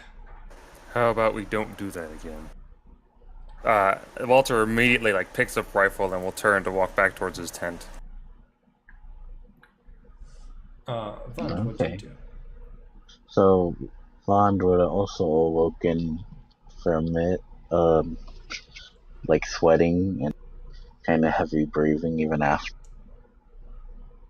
And she just watches Walter go away and says, yeah, whatever. Okay. It was just as fun for me as it was for you. Rifle says that was actually pretty fun. When we should do that again. I feel like we learned a lot about each other. I teleport Rifle back into his Walter's. Oh, he communicated that from Walter walking away. Okay. You lost a lot of energy you could use on real people. He didn't lose any energy. That was all like fake energy. Yeah. Was it all fake energy? Like Yeah. You didn't spend any Xeon, you didn't lose any life points or fatigue, so you can restore everything to what it was. Oh, jeez. That's why I told you to write it down at the beginning of the game. Yeah, I just figured just so that we knew how much stats we had at the beginning of the actual next session. Yeah. I didn't know that we actually wouldn't be spending anything in this one. No, you ended up not spending anything because it was all in an illusion. Okay, that was a very interesting session. I think, okay, no, before we do that, Dagger says, hey, are you okay? To Vand. I have kind of a headache. The mind's a treacherous place, even for me. I'll be fine by tomorrow. Okay, because we gotta leave tomorrow, but it's what they did to you in this place. It's not right, and I think we should try to help the others who are still in there when we get the chance. If possible, I'll never be able to do that again. 10. Right. Well, we took down those summoners once. We should be able to take them down again if it comes to that. Who knows? They might be ready for us next. That's why we should keep practicing. Yeah. Wait, do they know? Are they aware? Well, did they live through this like we did? It's hard to tell. Oh, is he asking if the actual people? Yeah, if the actual summoners would have gained experience from this interaction. No, I don't think they have access to mine. What? You don't think? Are you? Is there any way for you to be sure? It's hard to tell. They've done so many things to my mind. It's as much as I've been piecing it back together, it's a jumbled mess in there.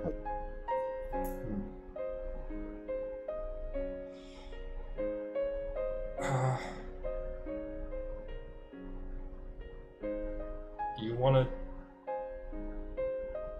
grab some of the alcohol they're brewing here and talk about it?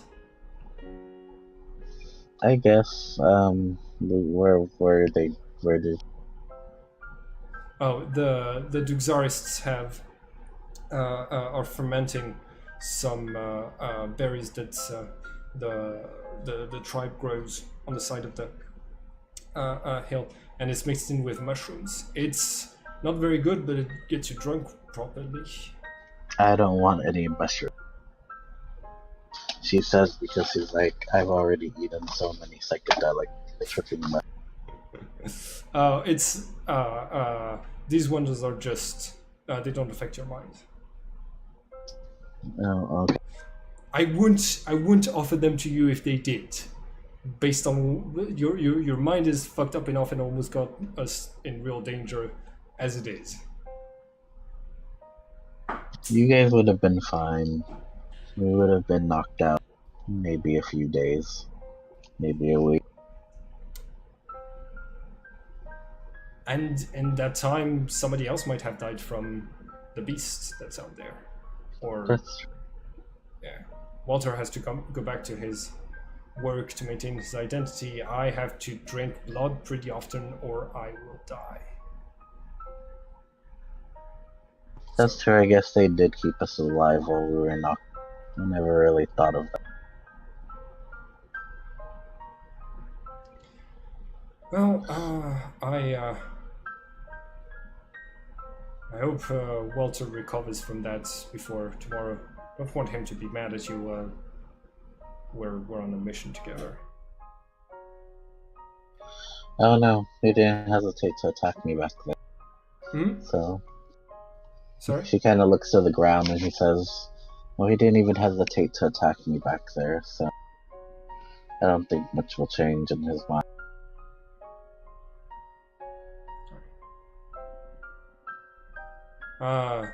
Is that still a no on grabbing the mushroom and berries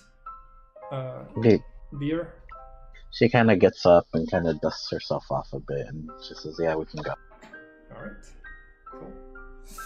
Is anything else that Walter did in the previous session going to change based on... Like, are you going to do anything else in the village based on this strange experience?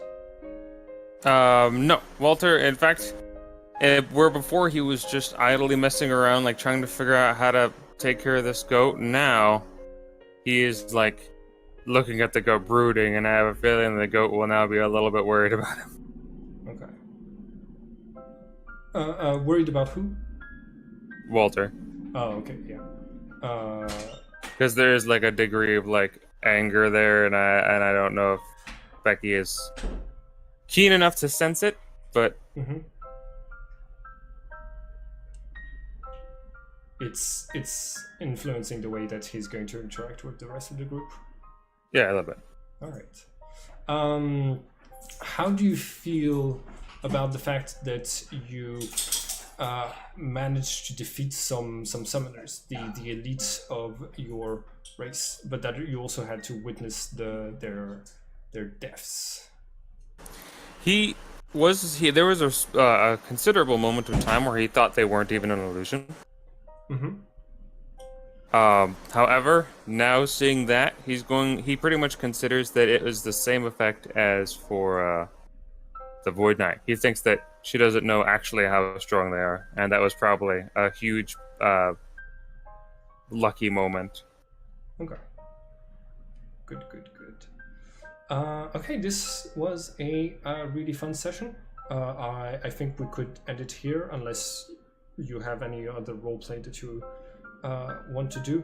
It was interesting because it got us to try different battle tactics, and it got me to reuse some old villains and player characters and stuff like that. And I think overall, like, it also showed a lot of like the roleplay and talked a bit about Van's backstory, which wouldn't in a way that wouldn't otherwise have allowed like to demonstrate how like the things that she's gone through. So I think that there was a really good session. Anything else that we want to add? Any more roleplay or anything or any remarks before we close off for today? Nope. It was another game where Avalvi almost killed. Yes, I've almost killed you in pretty much every game we played. Has it ever been on purpose, though? Yeah, the old games. What? At which point did you almost kill him in this game? Just then, when I almost chopped her in half, technically. Oh. When he was mind controlled. And yeah. The Void Knight never hit me. Yeah, the Void Knight only activated his cancellation of your teleportation when you after he tried to attack you. But yeah, that did, like, you almost died from that, right? From just this attack. Yeah, I had like 25 health left. But it was all an illusion, so he didn't really he didn't really try to kill you. He didn't really almost kill you. He just, in the illusion, almost killed you. Yeah. All right. Anything else? Not for me. Okay. All right. So hopefully next time we get both of the other players back. Hopefully. Because I don't think I'm very good at doing the roleplay for them in a way that's interesting. But I think you did well. Okay. Yeah, and and next session we can do the fight against that weird mountain creature that was attacking you, and maybe other fights as well. Okay. Have a good day, everyone. I'm stopping the recording. You too. Have a good day. Hi everyone, and thank you for watching this video. If you want to keep up with all of the adventures on this channel, don't forget to subscribe and click the bell button so you can get a notification each time we upload the next episode of this story. And it would be very nice of you to like and share the video to help this channel grow. Have a nice day, everyone.